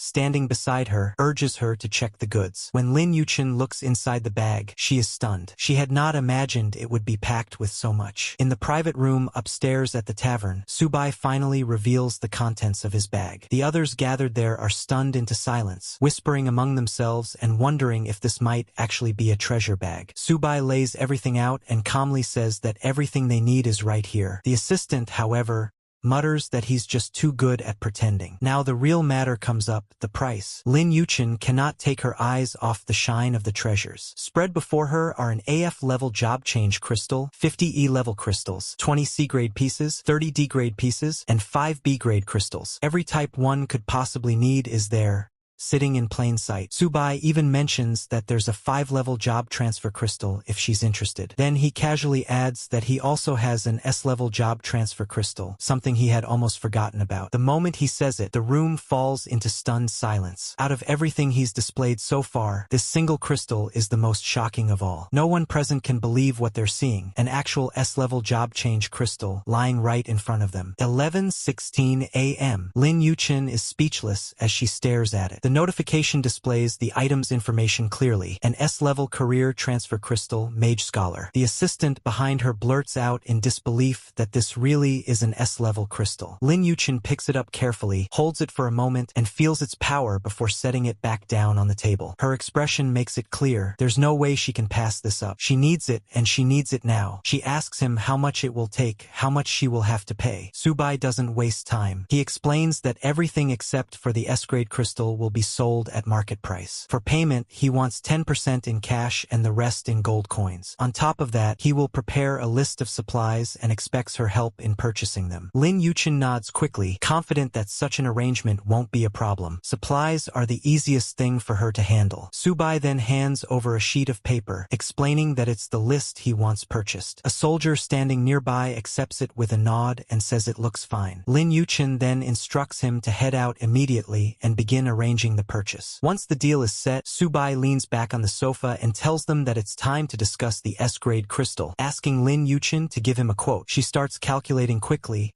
unwilling to let such a chance slip away, and immediately offers 200 million in cash. The number leaves Subai stunned. He hadn't expected something so outrageous. 200 million? He thinks to himself that it can't really be worth that much. After all, he's already seen treasures of insane value, and this crystal didn't seem on that same level. But Lin Yuchen isn't finished. She explains that S-level job transfer crystals are always in short supply, so her offer is more than reasonable. Along with the cash, she promises 200,000 gold coins and even adds a house in Linfeng City, the first city of the Tower of God. The guards behind her can't hide their shock, muttering that such a property is unbelievably expensive and out of reach for ordinary people. Subai pauses, weighing it all in his mind. The more he thinks about it, the more he realizes the offer is indeed worth no less than what she claims. Lin Yuchen waits quietly for his response, watching him closely. Finally, he says he understands and won't haggle further, only asking if payment within 7 days would be acceptable. For Lin Yuchen, that isn't a problem. She agrees right away and urges him to sign the contract without wasting time. The contract is drawn up and signed, with Lin Yuchen watching every stroke of his pen, as though afraid something might go wrong. When the notification confirms the deal is complete, they shake hands. Subai tells her it's a pleasure to work together, while she replies that she looks forward to their cooperation. With the deal sealed, Subai offers her the chance to say anything else on her mind. Lin Yuchen admits that the entire world already knows he obtained an SSS-level job transfer crystal, and tells him that the Lin group would gladly welcome him. But Subai only waves it off, saying they can talk about it later, since he has no intention of changing jobs right now. This response puzzles Lin Yuchen. She wonders why he wouldn't switch jobs immediately, asking herself if he isn't worried that someone might come and steal it. Subai simply laughs it off, saying he has his own plans, and then excuses himself to return to his room and rest. 11:17 a.m. Meanwhile, the tavern buzzes with gossip. The regulars whisper that this is the first time they've seen the Lin family's eldest daughter act so gentle with anyone, and they speculate about who the mysterious man might be. Some suggest it could really be Subai, but others dismiss the idea, pointing out that someone who cleared the 10th floor of the Tower of God wouldn't be wandering around in beginner's gear. Subai, overhearing the chatter as he walks away, can hear them gradually realizing the truth. Some recognize him outright and exclaim that it really was Subai just now. Still, many remain doubtful, arguing that a player of his level should be draped in luxurious equipment, not dressed more poorly than an ordinary adventurer. Others counter that strong players often hide their identities on purpose, so it makes sense. Even the boss lady joins in, scolding him in absentia. She complains that because of Subai, she's now facing all sorts of trouble that's affecting her business, and insists he must be held accountable. The boss lady heads towards the room where Subai is sleeping silently. She first looks at him and thinks to herself that he is hiding here to sleep. Then, she steps closer and kicks him lightly. Subai, still half asleep, asks in a drowsy voice why she is there and why she is being so loud. The boss lady puts her face close to his and tells him that she cannot do her business properly because of him. She also asks if his name is Nana and warns that he had better find a way to fix the mess downstairs, or else she will kill him. Subai, however, still wonders if Nana is really her name. Then, he pulls out a large pile of gold coins and shows them to her. The boss lady is shocked and surprised after seeing them. Subai asks if that is enough to pay for his room. The tavern lady replies that the amount is more than enough and says she is a professional at solving problems. Still, Subai mentions that he is tired and asks if he can sleep a little longer. He adds that killing people is an option, but the boss lady reassures him that she is not a murderer. Subai then tells her that he has a business deal to discuss. The tavern lady wonders if he has brought her another rare wine recipe. She asks how many recipes he has this time, but instead of a recipe, Subai takes out a crystal. The sight leaves the boss lady speechless. She says he is truly capable and asks if he really obtained an SSS-level job transfer crystal. Subai responds that he plans to begin the God's test. Hearing this, the boss lady finally understands, but she still wonders how he knows about the God's test. Subai explains in his own mind that he has taken the test over 100 times in his past life and, of course, he knows about it. But he does not reveal this to her. Instead, he simply tells her that she does not need to know the details, only to answer his question whether he is qualified. The boss lady explains that the crystal itself is the certificate for entering the test of gods. She says that inside, he cannot gain any gold coins or equipment. There is only one reward, the hidden profession crystal. But she also wants to confirm if Subai is completely certain about participating, because once he enters, the crystal will be consumed and he only gets one chance. Subai thinks about how he failed more than 100 times in his previous life, but this time he is determined not to fail. He tells the boss lady that he is absolutely certain about his decision and asks her to schedule the test. This leaves her speechless, and after a pause, she mutters that if he wants to die, she won't stop him. Subai calmly replies that she does not need to worry, since he has a long life ahead of him and he will not die here. At that moment, the crystal in his hand begins to crack apart. The boss lady lady takes the crystal and says that they are about to begin. A system notification appears, declaring that the god's test has begun, and asks if he wants to enter. It also warns that once he enters, there will be no turning back, so he should consider carefully. A huge magic circle suddenly forms beneath the tavern lady. She once again tells Subai that it is not too late to regret his choice. Subai asks her when she became so talkative, reminding her that she usually was not like this. Hearing this,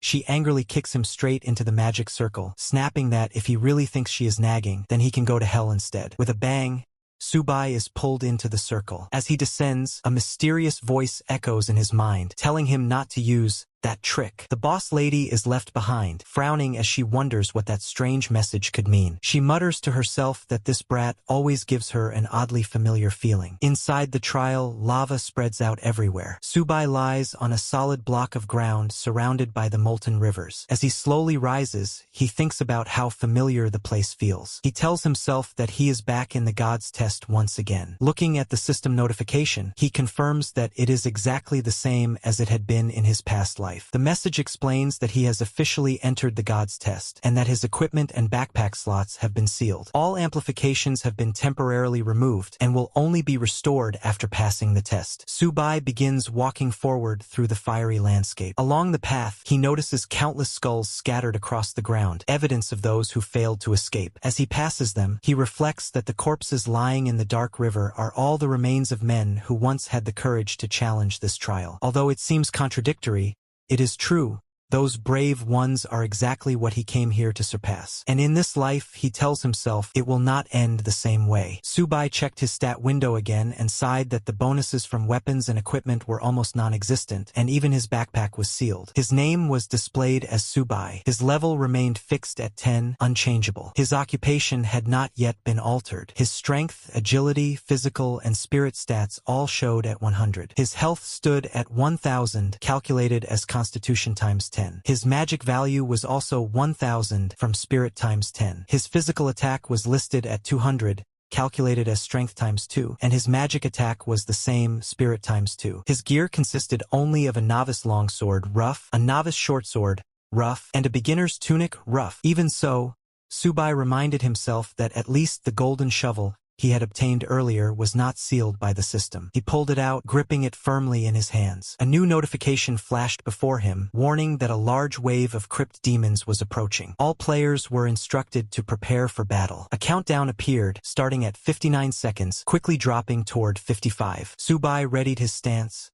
weapon in hand. He thought to himself that his current attributes were already higher than when he had attempted the god's test in his previous life. If he were to fail again this time, it would be far too shameful. The countdown ticked down for 3. Subai muttered that the activity area was only a little over 1,000 square meters wide, which meant he would need to stay completely focused. One wrong step into the surrounding lava would mean instant death. At 2 seconds, a portal flared open. Dark shapes began emerging. Soon, dozens of crypt demons poured into the arena. Each was classified as elite level 10, with 250 magic attack, 180 defense, and 2,000 health. Their skills included spider web and burrow. Subai narrowed his eyes. He recognized them immediately and whispered that he was ready for them. The demons multiplied quickly, filling the ground. Rather than waiting, Subai launched forward first, striking one with a fierce blow. His critical hit cut down 500 HP in an instant, but he frowned. Compared to the massive numbers he was used to inflicting, the damage felt pitiful. He swung again, and this time his strike pierced deeper, reducing the creature's full 2,000 HP in one blow. The system immediately notified him of his first demon kill, awarding him 1 point. It encouraged him to continue. Subai muttered that the reward seemed stingy, but he wasted no time. He dashed forward again, slicing down demon after demon. His critical strikes began landing harder, each slashing off 2,000 HP at once. Now, 3 crypt demons fell before him in single hits, collapsing under the weight of his golden shovel. Cutting steel was one of the most basic applications of sword energy. Beyond that, there were techniques like sword chi slash and sword chi assault, skills that could drastically boost a player's combat power. In a situation like this, with dozens of monsters rushing toward him, Subai knew he needed something truly powerful to break through. Even as he fought, he thought to himself that without mastering these techniques, he would never be able to pass the test. Experience alone wasn't enough, but the monsters weren't simple either. They moved with cunning, waiting for the right moment to overwhelm him. Subai, however, sensed the ambush. His instincts sharpened. He immediately dodged, avoiding the coordinated strikes, and countered with a fierce blow. His sword landed cleanly, tearing through one of the demons with a critical strike. The creature's health dropped by 2,000 in an instant. It was a one-hit kill, and he managed to land it 3 times in a row. The system chimed, demons killed, 3, current points, 10. Another notification followed. Tip, accumulate 100 points to gain 1 chance to restore your status. That small detail lifted his spirits. With a grin spreading across his face, Subai launched himself back into battle, blades flashing as he cut down wave after wave of demons. Notifications flooded his screen with every strike. Meanwhile, on the message boards, the entire forum buzzed with speculation. At floor 25, one user asked why Subai still hadn't used his SSS-level job transfer crystal. Another, on floor 26, complained that he was too reckless, saying he should have activated it long ago. On floor 27, someone else wondered aloud if he wasn't afraid of losing it altogether. Further down, the gossip shifted. By floor 156, rumors spread that Lin Yuchan was auctioning off novice gear in town, items of unusually high quality, including a variety of job transfer crystals. Floor 157 erupted with shock. Players questioned if those items had come from Subai himself. And at floor 158, another poster confirmed it with certainty, saying there was no doubt. Lin Yuchan was only level 4. Who else could possibly have supplied such treasures, if not Subai? At level 159, some players speculated that Subai would never sell his SSS-level crystals. Yet the rumors and debates continued endlessly, even spilling into the Novice Town Tavern. Inside, the tavern lady snapped at the crowd, warning them in a sharp voice that if they dared step onto the second floor again, she would treat them as thieves and kill them on the spot. She made it clear that Subai was not upstairs, and that his SSS-level job transfer crystal had already been shattered into useless fragments. She hoped that this would put an end to the constant harassment aimed at Subai, but the restless crowd refused to believe her. Some muttered that there was no way such a crystal could have been destroyed, demanding proof. Another scoffed, calling it impossible. The lady only sneered in response. She reminded them that proof wasn't necessary to kill someone. She insisted that she had crushed the crystal with her own hands, and if they doubted her, they were welcome to test her grip strength themselves. Her words carried a chilling edge as she asked if it was strong enough to crush their hands, or even their heads. But she warned that anyone who volunteered for such an experiment might not live through it. Meanwhile, in the strategy group's meeting room, the atmosphere grew tense. The leader and his team were reviewing information when a scout rushed in, pale-faced, and reported that Dana, the tavern keeper, had claimed to personally destroy Subai's SSS-level crystal. The leader was stunned, demanding confirmation, while the rest of the group fell silent. They reasoned that Dana was an NPC and would never lie, which meant the news had to be true. With that realization,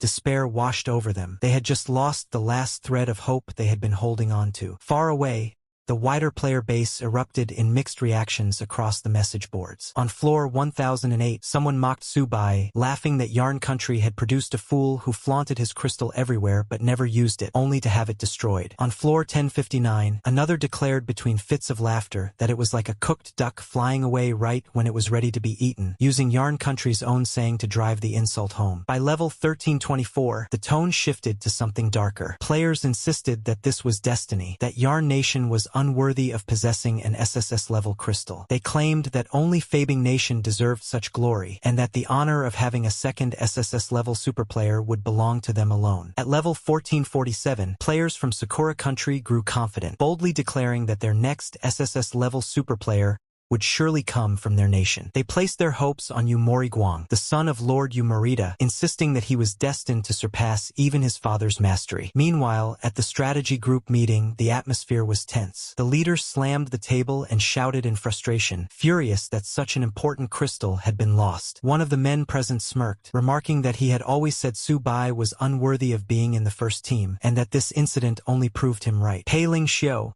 standing nearby, glared at him and snapped, asking why he always had to stir up trouble. But the man only laughed mockingly, teasing her and suggesting that she might be attracted to Subai. She angrily told him to shut his mouth. The boss cut in, irritated, demanding to know why they were wasting time bickering when all the SSS-level newcomers were already gone. Pei Ling Xiu quickly clarified that shouting at them was pointless. After all, she was not the one who had crushed the crystal. The boss waved off the quarrel and issued his next command. They were to defend the Tower of God, and the moment Subai left the novice area, they were to capture him immediately. Another subordinate questioned why they even needed to bother with Su by now, arguing that it was unrealistic to expect him to produce another SSS-level crystal. But the boss countered sharply, calling them all useless. He reminded them that Su Bai's record-breaking performance in clearing stages proved he possessed rare skills. With such potential, it wasn't impossible that another SSS-level crystal could appear in the future. Pei Ling Xiu chuckled and admitted that the boss's reasoning was far sharper than their own. One of the men then asked which method they should employ: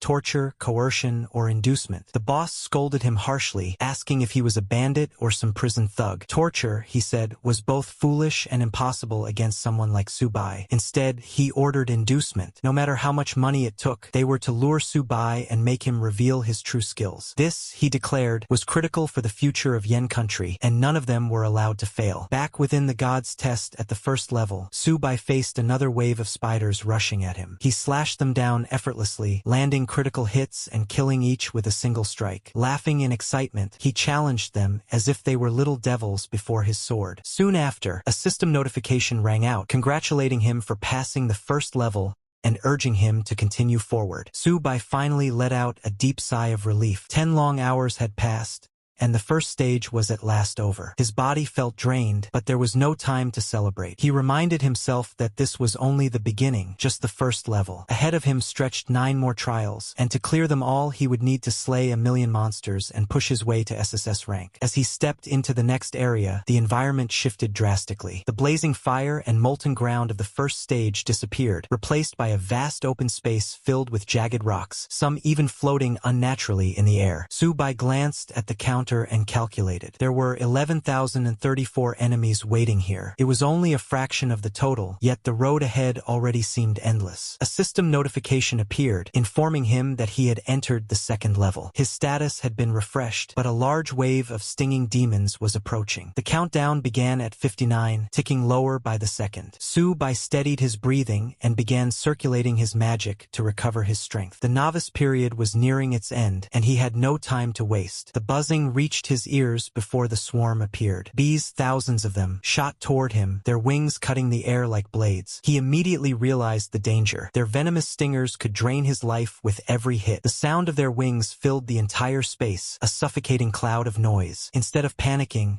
Su Bai muttered to himself that it was troublesome, but in a way just right. He swapped his weapon for the iron whip of thorns. It was nothing special, only novice grade, yet its wide sweep made it more practical here than a single blade. The fact that equipment could be switched freely inside the test gave him an advantage. The swarm closed in. Su Bai lashed out once, stepping back at the same time. The whip tore through the air, releasing a wave of force. 20 demons dropped instantly with a single critical strike. A small smile crossed his face, exactly as he had predicted. The whip was perfect for this kind of fight. The bee demons might have speed and deadly poison, but their defense was pitiful and their health low. Without pausing, he followed up with sword extinction, cutting down another 20 in a single sweep. Another strike fell 30 more, and then another 40 gone in one hit. The notifications flickered non-stop as his kill count surged upward, and Su Bai pressed forward with growing momentum, carving his way into the swarm. 12 hours later, Su Bai was still fighting. His movements had become almost mechanical, critical strikes flowing one after another. The swarm of stinging demons had seemed endless, but with every lash and every strike, the numbers thinned. His latest kill was 19 in a single blow, bringing his total points to an astonishing 2,552,100.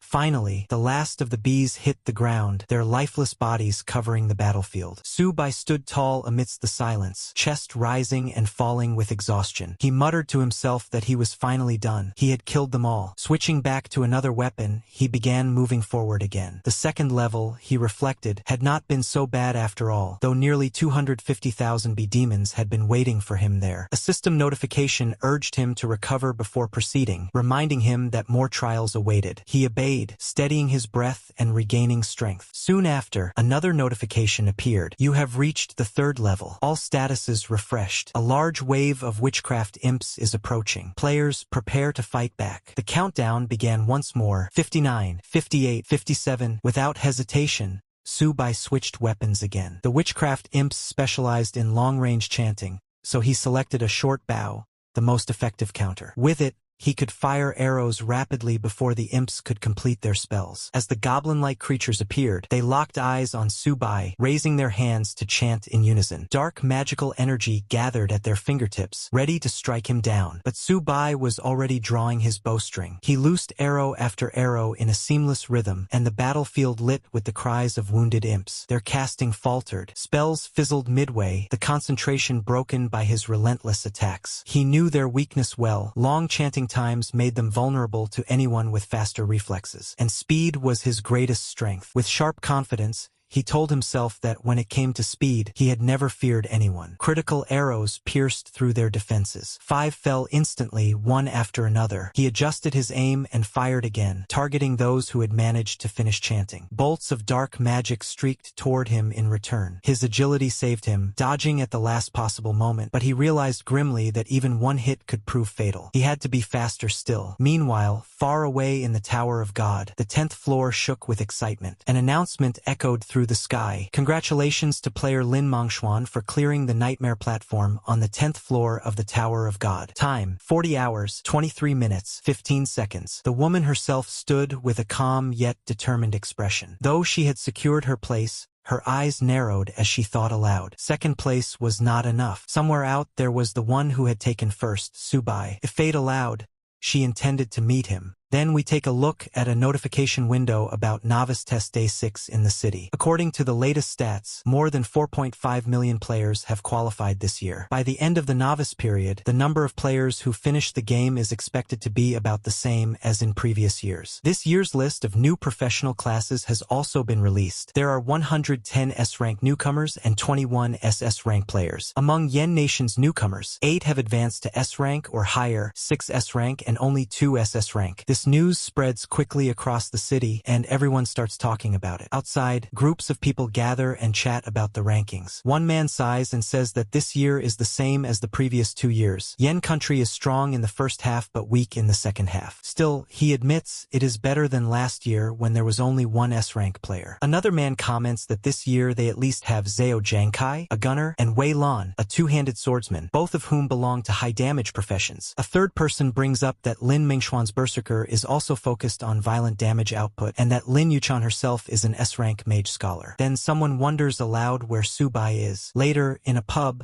a man asks Lin Yuchan why she turned down the invitations from Lin Mengxian and Zhao Zhangkai. He presses further, telling her that there is no need to give up such a good opportunity just for Subai, and that if she had accepted, the Dongqing Lin family might have risen to a higher level. But Lin Yuchan, calmly sipping her drink, asks instead whether he had finished the last-minute tasks she gave him. She reminds him that today is the final day. The man replies that he is ready, but still tries to continue speaking. Before he can, however, Lady Yuchan cuts him off. She tells him that she has her own plans, and that even if she explained, he would not understand. Finally, another system notification window appears. She swipes through a few menus, bringing up her friend list, which shows Subai, Abnormal State, Su Qi Online, and Cheng Fei Online. After looking at the notification, she smiles and remarks that it has already been 6 days. Ever since the Abnormal State was flagged, news about the crystal's destruction has spread everywhere. Because of that, she reasons Subai must still be in the novice zone. She admits she doesn't know what kind of surprises he will bring to the world once he comes out, but she is certain he will bring something unexpected. Her curiosity runs deep, because so far, everything she has seen Subai do has been astonishing, always unpredictable,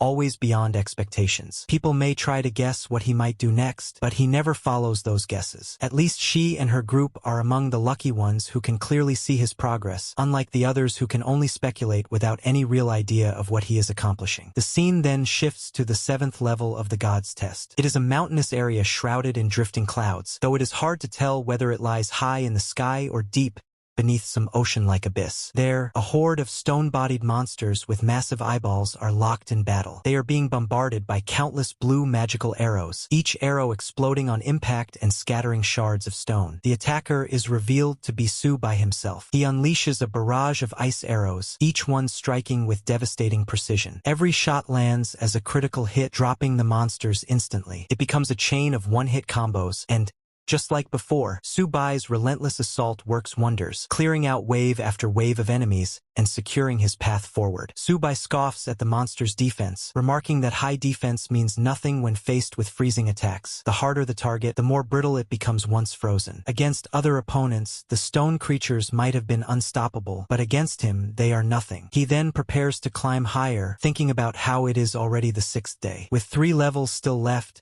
he knows he must speed up the process. A notification suddenly pops up, level 8 reached. All statuses refreshed. Incoming threat, poisonous armored holy insects. Prepare for battle. Countdown begins. 59, 58, 57. As the timer ticks down, Subai sees the swarm of poisonous insects moving to surround him. But he laughs at their attempt, declaring that if they think they can trap him, they are only dreaming. With one massive strike, he delivers critical hits that instantly kill 29 of them. 6 hours later, another monster roars in fury at him. Subai, wielding a fiery sword, mocks it for being far too slow. With a sweeping strike, he lands another series of critical hits. 14 enemies fall in one blow, followed by another 10 in the next. A system notification then rings out. Ding! God's test score has reached 1 million points. There are 24 hours left until the end of the novice test. New players, please pay attention to the time. Excited, Subai leaps into the air, thrilled at reaching the milestone. He knows there is still the final level boss waiting, and defeating it will grant him the coveted brave achievement. After finishing off another monster, he pushes forward until he arrives at a glowing orb, pulsing with red light and crackling with electrical energy. Determined, Subai braces himself and touches the orb, ready to summon the final boss. A massive mark spreads across the ground the moment he makes contact, and with a thunderous boom, the red lotus demon appears. Its details flash before his eyes. Type, Demon King Demon. Level 10. Magic attack, 5000. Defense, 2000. HP, 1 million. Skill, Hellfire. The battle for the final stage has begun. Subai, standing on the ground, gets even more excited and says that this is exactly the opponent he wanted. The monster raises its weapon and screams that it will destroy all humans. With a flashy, devastating move, it tries to strike Subai down. Subai immediately dodges out of the way and admits to himself that the demon is still extremely difficult to handle. He thinks that this really is a true demon-level boss. With a defense value of 2000, he tells himself that landing any real damage on it is impossible for now. The monster holds its enormous sword, glowing like the sun, and scans the battlefield to locate Subai. Subai reminds himself that he will have to keep fighting in a smart way and decides that he must wait for the right opportunity to deal the finishing blow. After preparing his strategy, he jumps into the air. The monster notices the movement immediately. At that moment, Subai is engulfed in blue energy. He says that this battle feels like a cat-and-mouse game he has played dozens of times in his previous life, but now it is far more exciting. He adds that this time he has a hook to rely on. While flying on a block of rock, Subai locks his eyes on the demon, ready to push his strategy into action. Subai suddenly gets startled as a group of skeletons appear right beside him. Each one is being controlled through thin threads of energy sent out by him. He tells himself that he wants the monster to taste its own magma. He lands back on the ground, while the monster screams that it will cut him into pieces and avenge the brave warriors that Subai had defeated before. Subai replies sharply. A dagger, forming out of glowing blue energy in his hand, gleams as he rushes forward. He shouts for the monster to die and slashes hard, landing a strike that takes off one of its limbs. The monster is shocked at the sudden attack, but Subai announces that this is the end for it. He charges again, this time drawing his bow, and begins firing arrows at point-blank range. The monster is caught completely off guard, unable to react, forced to stand helplessly as arrow after arrow pierces into its body. While the monster reels from the hits,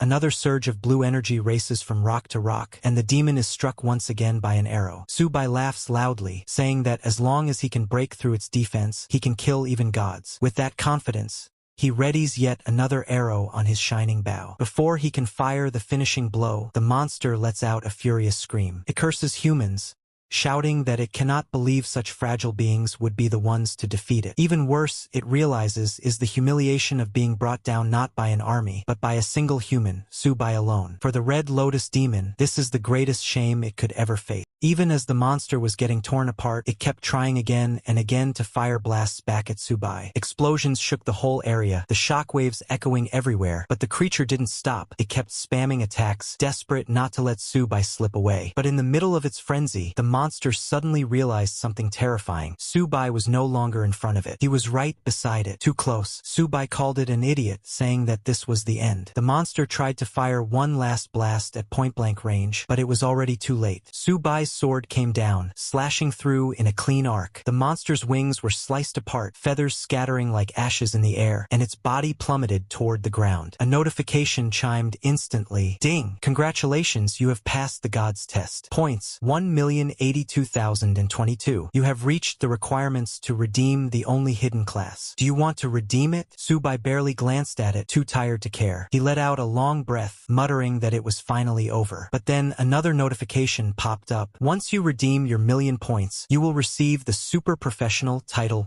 Brave. That woke him up. He jumped to his feet, laughing. This was it, the legendary hidden title, an exceptional profession far above even SSS rank. In his past life, this very title had carried him all the way to the 999th floor. This was exactly what he had been aiming for. Still, he forced himself not to rush. Instead, he thought about the golden hoe and the legend tied to it. Supposedly, it could copy items. If that was true, then maybe he could double his rewards here. With a quick prayer for luck, he tossed the golden hoe into the air, hoping the story wasn't just a fairy tale. But then, silence. The hoe didn't return. Subai froze. His face darkened as panic started creeping in. It was gone, just like that. This wasn't how it was supposed to go. The system still showed his points intact, but the missing hoe left him rattled. Just as he was wondering what had happened, the ground rumbled violently. Lava flared up around him, sparks of volcanic fire bursting into the air. Then it happened. From one side, something golden burst forth, radiating blinding light. From the other, something dark and purplish surged, exuding a chilling, destructive aura. Subai stared at both, wide-eyed, feeling the clash of energies. His body tensed as one of them suddenly exploded. As all the golden and dark energies clashed and converged on Subai, a new notification flashed before his eyes. Congratulations! You have obtained a twin career, the Brave Man and the Demon King. Immediately, Subai felt his body shift. His form began to change. Half of him radiated light, the other half draped in shadow, resembling a man split between two worlds. The transformation wasn't painless. Power surged through him like fire and ice colliding in his veins. But despite the strain, strength poured into him like never before. A massive portal opened in front of him, its energy swirling like the boundary between two realities. Panels appeared one after another, showing his updated stats. Name,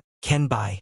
Level 10. Occupation, Sick King Hero X. Strength 500. Agility 500. Constitution 500. Spirit 800. Health 5,000. Magic power activated. Physical attack 2,000 plus brave bonus 100. Magic attack 3,200 plus demon bonus 100. Special traits. Kinto Group Hero Vibration. Can learn any non-physical skill with instant full proficiency. Yuan Firepower Part 3. Unlimited mana. All non-physical skills have no cooldown. Equipment equipped. Cloak of all things. Supreme artifact. Fire Dragon Fist plus 1 perfect level. Chain Purple Gold Armor plus 1 perfect level. Subai stared at the panels and felt a surge of satisfaction. His 4 attributes had increased more than 5-fold. His attacks had doubled thanks to his new passive ability. His mana pool was now limitless. With this kind of power, he could crush anything in his path, walk sideways across the world without fear. Looking at the corpses of countless challengers who had failed before him, he bowed his head slightly and promised them that he would carry their will forward. This time, he swore he would not stop until he killed 2 gods at once. Elsewhere, Lin Yuchan nervously stared at her friend list. Subai's name suddenly lit up, showing him as part of Xia Qingfei's team. She froze for a moment before blurting out in shock that Subai had finally reappeared. Her words sent ripples of panic through those around her, who wondered what was happening. The tremors from above felt like an earthquake shaking the town. Back at the tavern, the boss lady opened the door cautiously. To her astonishment, she found Subai lying there comfortably, as if he had just woken from a nap. She was stunned and muttered in disbelief that he had actually succeeded.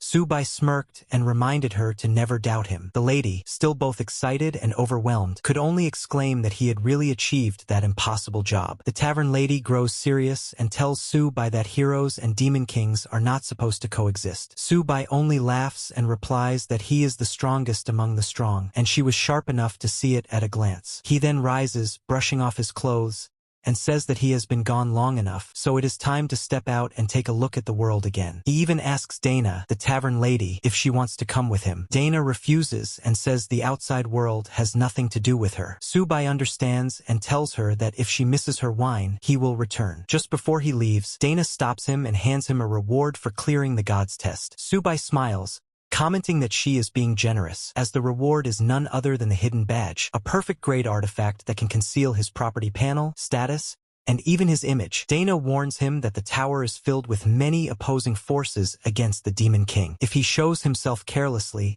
he may not live long. Subai laughs again, saying that this proves she cares about him and thanks her. Dana, embarrassed, snaps at him and shouts for him to get out. The scene then shifts to Lim City, the first great city after Novice Town. Here, players can accept quests, learn professional skills, and prepare for the higher floors of the Tower of God. Portals outside the city lead directly to the 11th through 30th floors. As Subai walks through the streets, he feels a wave of familiarity and quietly says to himself that he is back. Soon, he notices Yuchan standing with her group. He smirks and tells her that she found him quickly. Yuchan, clearly relieved, runs up and says she has finally waited long enough. She asks him where he has been since he disappeared for so many days. Chapter 17. Inside the Lim Chamber of Commerce, Yuchan politely asked Subai to take a seat. He agreed, noting inwardly that the Lin family truly lived up to its reputation if they could open such a luxurious private club in the heart of Lim City. Once everyone was seated, Subai acknowledged how quickly they had gathered the resources, remarking that their efficiency was impressive. Yuchan confirmed this by presenting the inventory, explaining that after deducting the 3,000 gold coins spent on supplies, the remaining 17,000 gold coins were all intact. She sipped on a fine drink, while the guards around her exchanged quiet glances. A small cough escaped her before she carefully shifted the topic. She then asked about Subai's current career rating. Subai frowned, wondering why she wanted to know. Yuchan waved her hand slightly, insisting it wasn't meant to offend him, only that rumors were spreading. Rumors claiming he had lost his job change crystal, with many online even mocking him for it. Subai was surprised and wondered aloud how anyone could have known about that. Yuchan explained that word had spread because Dana, the novice tavern owner, had claimed to have crushed his crystal with her own hands. Subai admitted that this wasn't wrong. Yuchan was quietly unsettled. The rumors seemed true, yet Subai showed no hint of worry, not even regret. She reassured him politely, calling him a man of exceptional ability, someone who stood above their entire generation. To her, his calmness could only mean one thing. Perhaps he had already acquired a new SSS-grade crystal. That thought brought her some relief, but Subai only dismissed it, brushing off the matter as nothing more than an SSS-grade crystal, something hardly worth concern. Then he looked back at her and asked directly what she wanted from him. Yuchan gathered herself and explained her request. She wanted him to join the Lin family's guild and work together to fight the boss. At that moment, Subai's expression hardened. He understood well that the Tower of God's difficulty had escalated dramatically after leaving the novice area, so her suggestion wasn't unreasonable. Still, he made his stance clear. He would help them attack the boss, but he would not join any guild. His responsibility, he decided,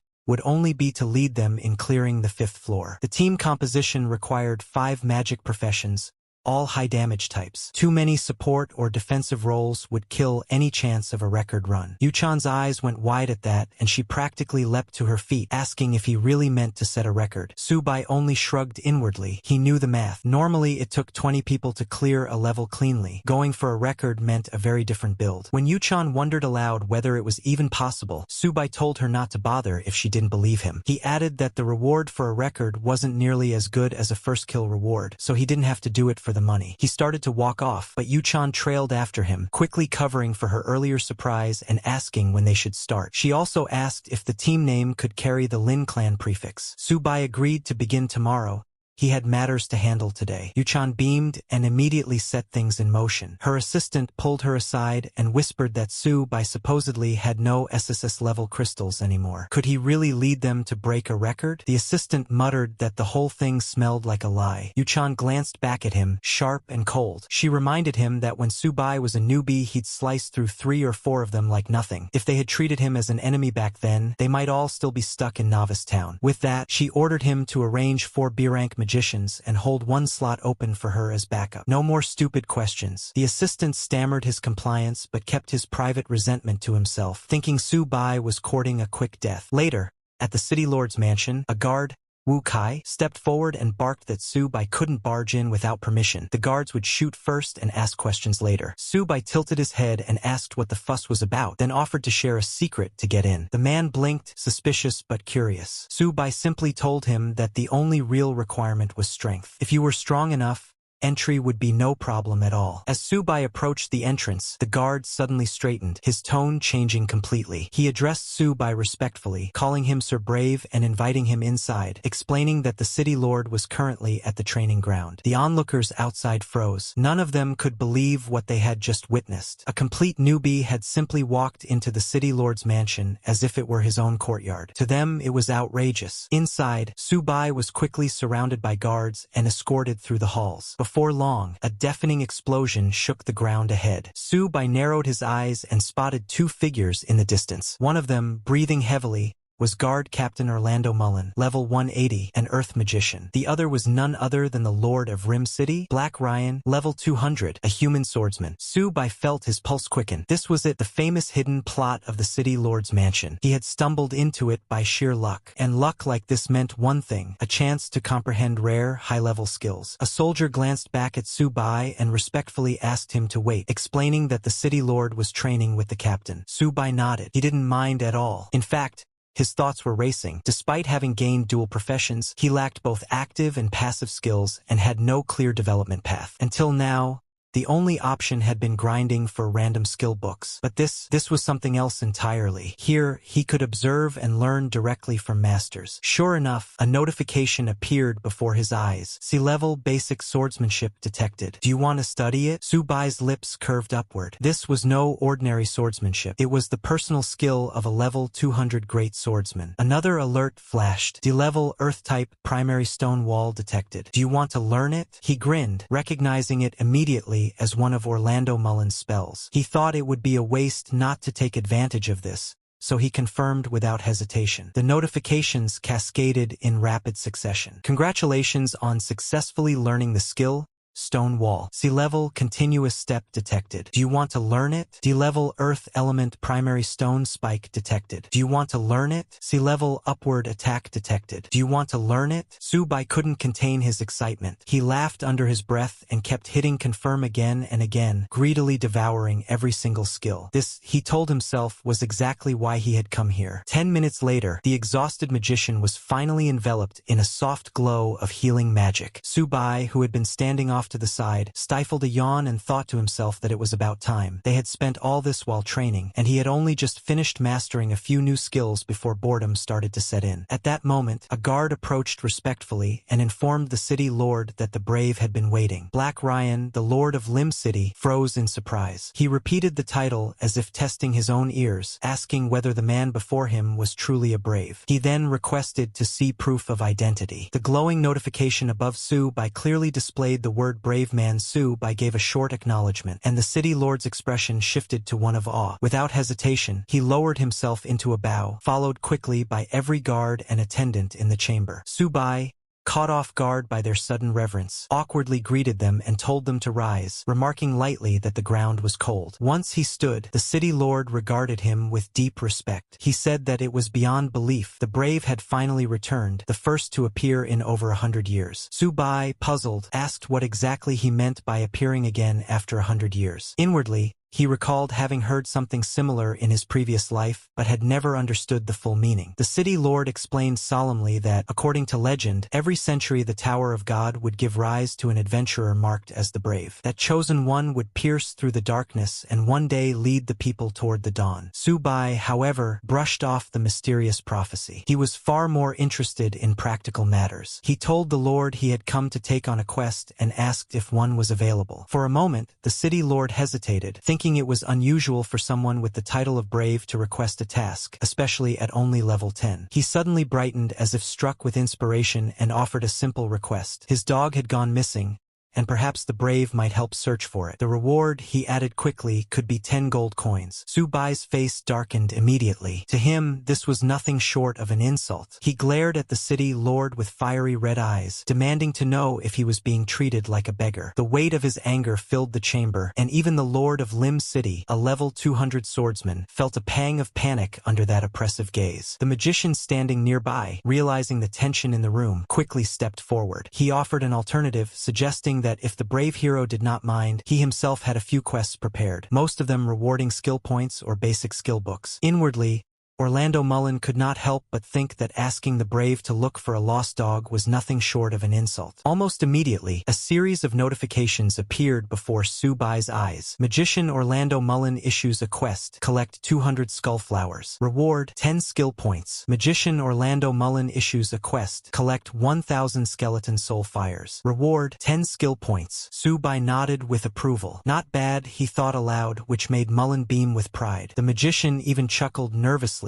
thanking the brave for the compliment. Another notification soon followed. Magician Orlando Mullen issues a quest: Wizard's Madness Law, Part 1. Reward: 1 random magic book, 10 gold coins. At that moment, Lord Black Ryan seemed struck with inspiration. He announced that he too had a more suitable task for the brave. A fresh notification appeared before Su Bai. Great Swordsman Black Ryan issues a quest: Unusual Movements in the Suburbs of Rim City, Part 1. Reward: 10 skill points. Su Bai's eyes lit up. He instantly recognized this as the main quest of Rim City, a mission that had remained untouched for 10 whole seasons. In his mind, he reflected on how players of this world always focused on tower challenges, overlooking the daily quests that truly shaped their strength. But then another notification drew his attention, one far more enticing than the rest. Great Swordsman Black Ryan issues a quest: Warrior's Guidance. Reward: 50 skill points. The city lord fixed his gaze on Su Bai with a grave expression. With utmost seriousness, he explained that legends always described heroes as unparalleled masters of combat. He asked, with the weight of expectation in his voice, whether the brave would be willing to provide guidance to his warriors. Su Bai immediately understood this was a test, a challenge not just of strength but of reputation. Su Bai asks if this is meant to be a challenge mission and then asks how they plan to compete. He thinks to himself that sparring high-level NPCs isn't appealing, but the offer is too tempting to refuse. The city lord thanks him and offers a handicap. He'll cap their levels and skills. He tells Su Bai not to hold back and to strike as hard as he likes. Su Bai decides to warm up and requests that both opponents be set around level 30. Orlando blinks in surprise and asks if Su Bai really intends to fight 2 people at once. He points out that Su Bai has just returned to full-time play and likely doesn't have many skills yet. Black Ryan agrees that level 30 will cover the basics. Su Bai tells them to stop arguing and fight now. He has other business to do. The 2 high-ranking fighters exchange a look, then quickly switch to a respectful tone, asking the brave to teach them. They remind each other that when the Lord and the Captain once worked together, they felled a level 200 elite boss, a scene rarely seen in a century. Now it's almost time. Black Ryan calls on the brave, and the training ground fills with a tense hush. He channels his aura and lunges with a heavy slash and a charging blow. Su Bai dodges with a blink and moves straight behind the Lord, noting that the timing was good. Orlando responds by spamming primary stone spike, trying to pin Su Bai down. Su Bai warns him not to flash and sidesteps every spike in a blur. The onlookers go silent, then erupt in whispered astonishment. They marvel at how fast the brave moves and how terrifying his power is. The Lord and the magician regroup and plan a combo attack. The training ground shudders as Orlando forms an elementary quagmire, anchoring the field, and Black Ryan winds up for a second stage slash, far more powerful than the first. Su Bai dodges again in a matrix-like weave and tells them bluntly that their strikes are too direct. He tells them to use their heads. The Lord isn't pleased by Su Bai's remark and tells him to come again. Without hesitation, he lunges forward, stabbing continuously in a blur of motion. Su Bai dodges every strike with ease and, in one swift counter, snaps the Lord's sword clean in half. But the Lord isn't done. He warns that there's no place left to hide and unleashes a chained attack, a 3-stage slash so fast it leaves fiery arcs in the air. When he glances at the magician, he realizes the man has already been taken hostage. The spectators gasp, shouting that it's unbelievable. In less than half a minute, the captain has fallen. They cheer, saying the brave hero truly lives up to his title. The magician calls out, urging his lord to move, but Black Ryan hesitates. He wonders if this is really the kind of strength a level 10 adventurer should have. The doubt gnaws at him. What kind of power is hidden inside this man? Determined to find out,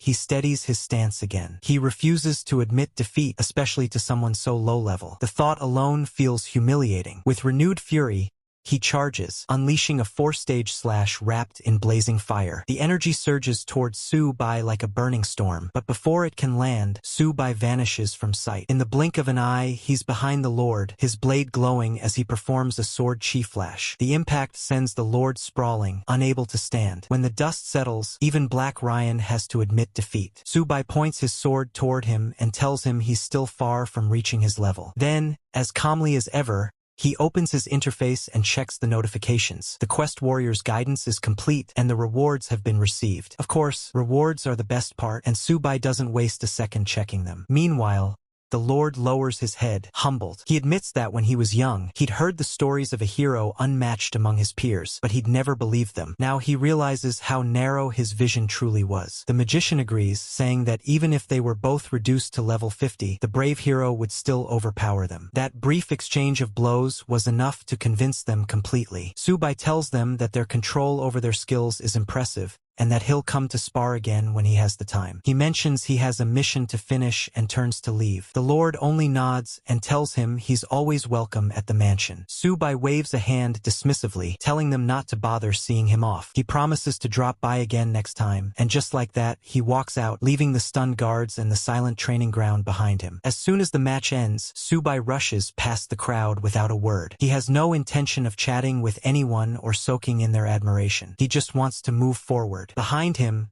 the Lord watches in silence before finally speaking. He tells the magician that Su Bai truly lives up to the prophecy, the one destined to lead them toward the dawn. The magician, still puzzled, asks what that dawn after darkness really means. The Lord simply replies that time will reveal the answer and tells him to wait and see. Outside, the city of Rim stretches vast and busy. Its streets divide into two main circles, the inner district for nobles and the outer ring packed with adventurers. Most players here travel using teleport points scattered across the city. Su Bai moves through the crowd with purpose, thinking that it's far safer and more efficient to focus on learning new skills before taking on quests. He opens his skill panel. His remaining skill points, 50. The screen lists his options in glowing text. C-level basic swordsmanship upgrade requires 20 skill points. C-level uppercut, 20 points. C-level continuous stab, 20 points. D-level primary stone wall, 10 points. D-level primary stone spikes, 10 points. He pauses for a moment, analyzing the synergy between his abilities. Upward jump can combine with continuous stab to create an infinite combo chain, exactly the kind of brutal efficiency he's after. New notifications appear. C-level stabbing and D-level stone thorn are now available. Su Bai decides to learn stone thorn as well. He reasons that, paired with his endless firepower ability, it can be cast infinitely, making monster clearing ridiculously fast. Moments later, a cascade of system messages fills the screen. Congratulations on learning C-level pick. Congratulations on learning C-level continuous stab. Congratulations on learning D-level stone thorn. Su Bai grins as he reviews his updated stats. Character name, Su Bai. Level 10. Occupation, Demon King Hero X. Strength, 500. Agility, 500. Constitution, 500. Spirit, 800. Health, 5,000. Calculated as Constitution times 10. Magic value, infinite. Demon King passive. Physical attack, 2,000. Brave bonus, plus 100. Magic attack, 3,200. Demon King bonus, plus 100. Professional traits, all weapon mastery. Brave. Can learn any non-magical skill. Proficiency instantly maxed. Endless firepower. Demon King. Can learn all non-physical skills. Cooldowns are removed entirely. Skills. C-level uppercut. Level 20. Maxed. Launches enemies into the air. 10-second float duration. C-level continuous stab. Level 20. Maxed. Executes 10 rapid strikes within 3 seconds. C-level stone stab. Level 1, conjures 3 piercing stone spikes. Su Bai studies the numbers and smirks to himself. These stats may look ridiculous for a level 10 player, but that's exactly what he is, the hero with the power of a demon king. Apart from his skills, Su Bai's equipment list shows 3 powerful items: the Clock of All Things, Supreme Artifact, Fire Dragon Fist +1, perfect level, and Chain Purple Gold Armor +1, perfect level. As he examines them, He quietly remarks to himself that having a high-thinking attribute truly makes a difference. Every skill level seems to increase by 10, and all martial arts proficiencies are instantly maxed out. He feels a rush of satisfaction as he thinks that, with this combination, even the land of the dead would pose no problem. Confident, he decides to head there next. When he arrives at the teleportation gate, the guards on duty ask where he intends to go. Subai thinks for a moment and recalls that most of Orlando's missions take place in the land of the dead. He tells the guards his destination. One of them informs him that the teleportation will cost 80 copper coins and warns that the return trip will cost double. Subai frowns slightly and thinks about how expensive traveling is. If he keeps teleporting like this, he might just go blind from all the costs. Moments later, a flash of light engulfs him, and he finds himself standing in the land of the dead souls. The place is dark and eerie, with an icy wind cutting through the desolate air. He mutters to himself that it feels far more realistic than any game he's ever played. Looking at the single weapon he kept after selling all his other gear, Subai thinks that he'll just have to make do with it for now. The chill of the place seeps into his bones, and for the first time he realizes how cold this world can be. He regrets not bringing more layers, but tells himself it'll be fine, as long as the cold doesn't turn fatal. Subai looks around and goes, kind of confused, as he notices a new monster walking toward him, a skeleton warrior. It's an ordinary type, level 21, with 260 attack, 150 defense, and 3000 HP. The skills are pretty basic too, just slash and block. Since these guys have a bit more health, Subai decides it's a good chance to test out his new skills. He waves at the skeletons, basically telling them to come at him, ready to see what his upgraded powers can do. The moment they rush in, he fires off a bunch of stone spikes that go flying straight into their skulls. Clean headshots. Each one drops instantly. 3 skeletons go down in one move, then for more than 6. No matter what he uses, every single hit lands as a critical, wiping them out in one shot. He starts laughing, totally enjoying himself. With over 3000 magic attack power, it's no surprise everything's getting deleted. Notifications keep popping up like crazy. Plus 500 XP, plus 100 bonus XP, again and again. But Subai's not done yet. He draws another magic circle, launches even more spikes, and says to himself that this is what real monster farming feels like compared to the early game. Soon, another notification appears, congratulating him for reaching level 11 and getting 20 more skill points. He remembers how, back in his previous life as a hero, even 10 points was considered insane for an F-class profession. Most people only got 1 per upgrade. Now he starts wondering if having 2 classes means even the skill points are doubled. He opens his panel and checks his stats. Strength 510, Agility 510, Constitution 510, and Spirit 820. Leveling up adds 10 points to everything, and he can't help but think that this X-level class might be even scarier than the so-called SSS level ones. Meanwhile, more skeletons keep coming from all directions. Subai doesn't even flinch. He fires another wave of stone spikes and then raises a stone wall, laughing to himself about how dumb these monsters are. He knows he'll need to find more quests that reward skill points if he wants to keep pushing his power even higher. As Subai looks up, a notification pops in front of him saying the collection of Skullfire, 1000 out of 1000, has been completed. The message also reminds him to turn in the task on time. The reward? 10 shiny new skill points. He smiles to himself, thinking that finally, one task is done, though there's still a long road ahead. Before he can even relax, more skeletons start crawling out of the shadows. Among them, he spots a much larger one, the kind of monster that just feels like trouble. The name floating above its head confirms it. Skullfire, an ordinary boss, level 48. Physical attack 1000, defense 800, and a massive 500,000 HP. The skill list isn't short either: soul absorption, sacrifice,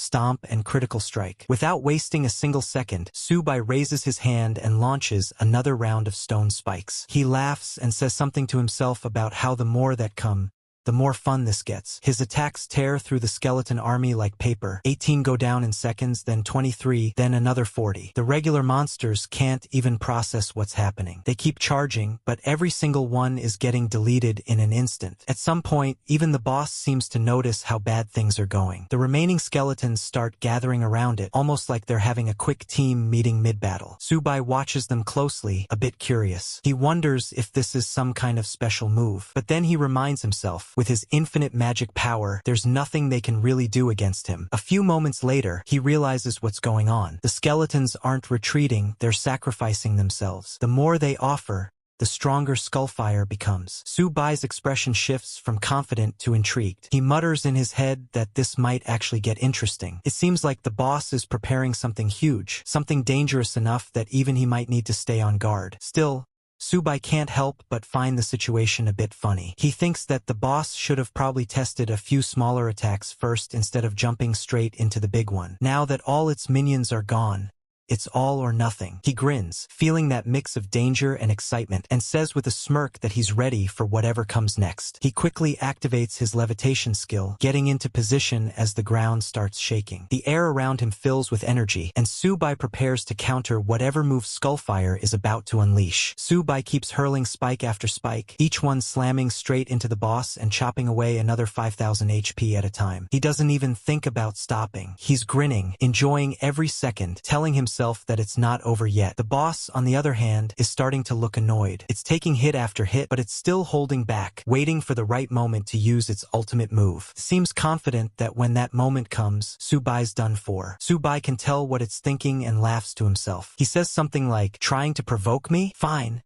I'll give you another round." Then, without a hint of hesitation, he leaps high into the air, straight toward the giant skeleton's head. While mid-air, he thinks about how convenient his skills are. None of them are charge-type martial arts, so he doesn't have to worry about cooldowns at all. He can just keep spamming them as much as he wants. And later, his next spike smashes right into the boss's skull, landing a clean headshot that knocks off a whopping 20,000 HP in one go. The boss lets out a furious roar, but it's already too late. Subai mocks it a little in his head, saying that maybe if it had relied on its own strength instead of sucking power from others, it could have lasted a bit longer, but now it's just another pile of bones. Moments later, the boss collapses completely. The massive skeleton bursts apart and rains down into fragments all around him. A glowing notification appears. "Congratulations! You've reached level 12 and earned 20 skill points." Subai dusts himself off, smiling, and says something like, "So the second mission finally shows up, huh?" Around him, small skull-shaped flowers start rising from the ground, glowing faintly. Then another notification pops up. "Collected, Bonfire Long Sword," followed by another one. "Collected, Skill Book, D rank Undead Summoning." That definitely catches his attention. He stares at the skill book and wonders what kind of ability it unlocks. Without wasting any time, he spends 10 skill points to learn it. A new message flashes in front of him. "Congratulations! You've learned D rank Undead Summoning. Effect: summons 3 skeletons from nearby corpses." Subai nods in approval, finding it pretty interesting. He decides to test it right away, and as soon as he activates the skill, the ground starts to rumble. A few skeletons rise from the remains of the fallen enemies, but this time, they're not here to fight him. They're here to fight for him. He checks their status window out of curiosity. Name: Skeleton Warrior Type, Melee Attack, 500 Defense, 500 HP, 6,000 Skills,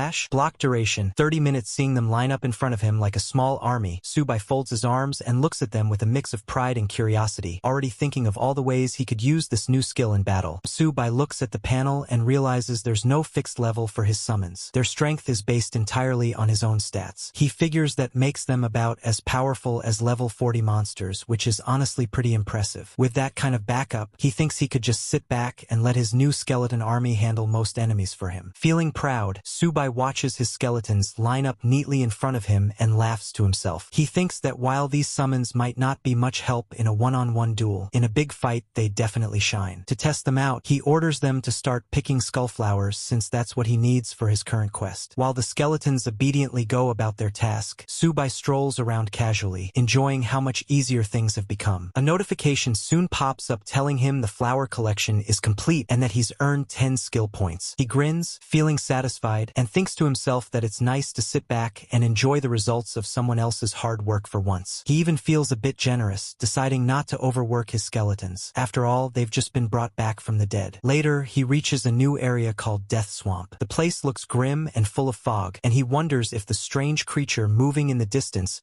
could be his next possible summon. Without wasting time, he orders his skeletons to attack. They rush forward while he supports them from behind with his magic. The battle ends quickly, and Subai notices a new entry in his log, a skull-horned lizard with decent attack and defense stats. He studies the details and feels pleased with the result. As another message appears saying his summoning the dead skill has leveled up, he becomes curious about how far this ability could go. He wonders if, one day, he might not even need to fight personally anymore, His army could do it all. Just then, some movement catches his attention in the mist ahead. Subai senses something interesting happening and decides to investigate. He mounts his new skull-horned lizard and rides toward the unknown. What kind of crazy stuff is going to happen next? I'm excited, and I know you are also. So can we hope for reaching 2,000 likes for the love of such a nice story which we don't get to see as often as we would like to see?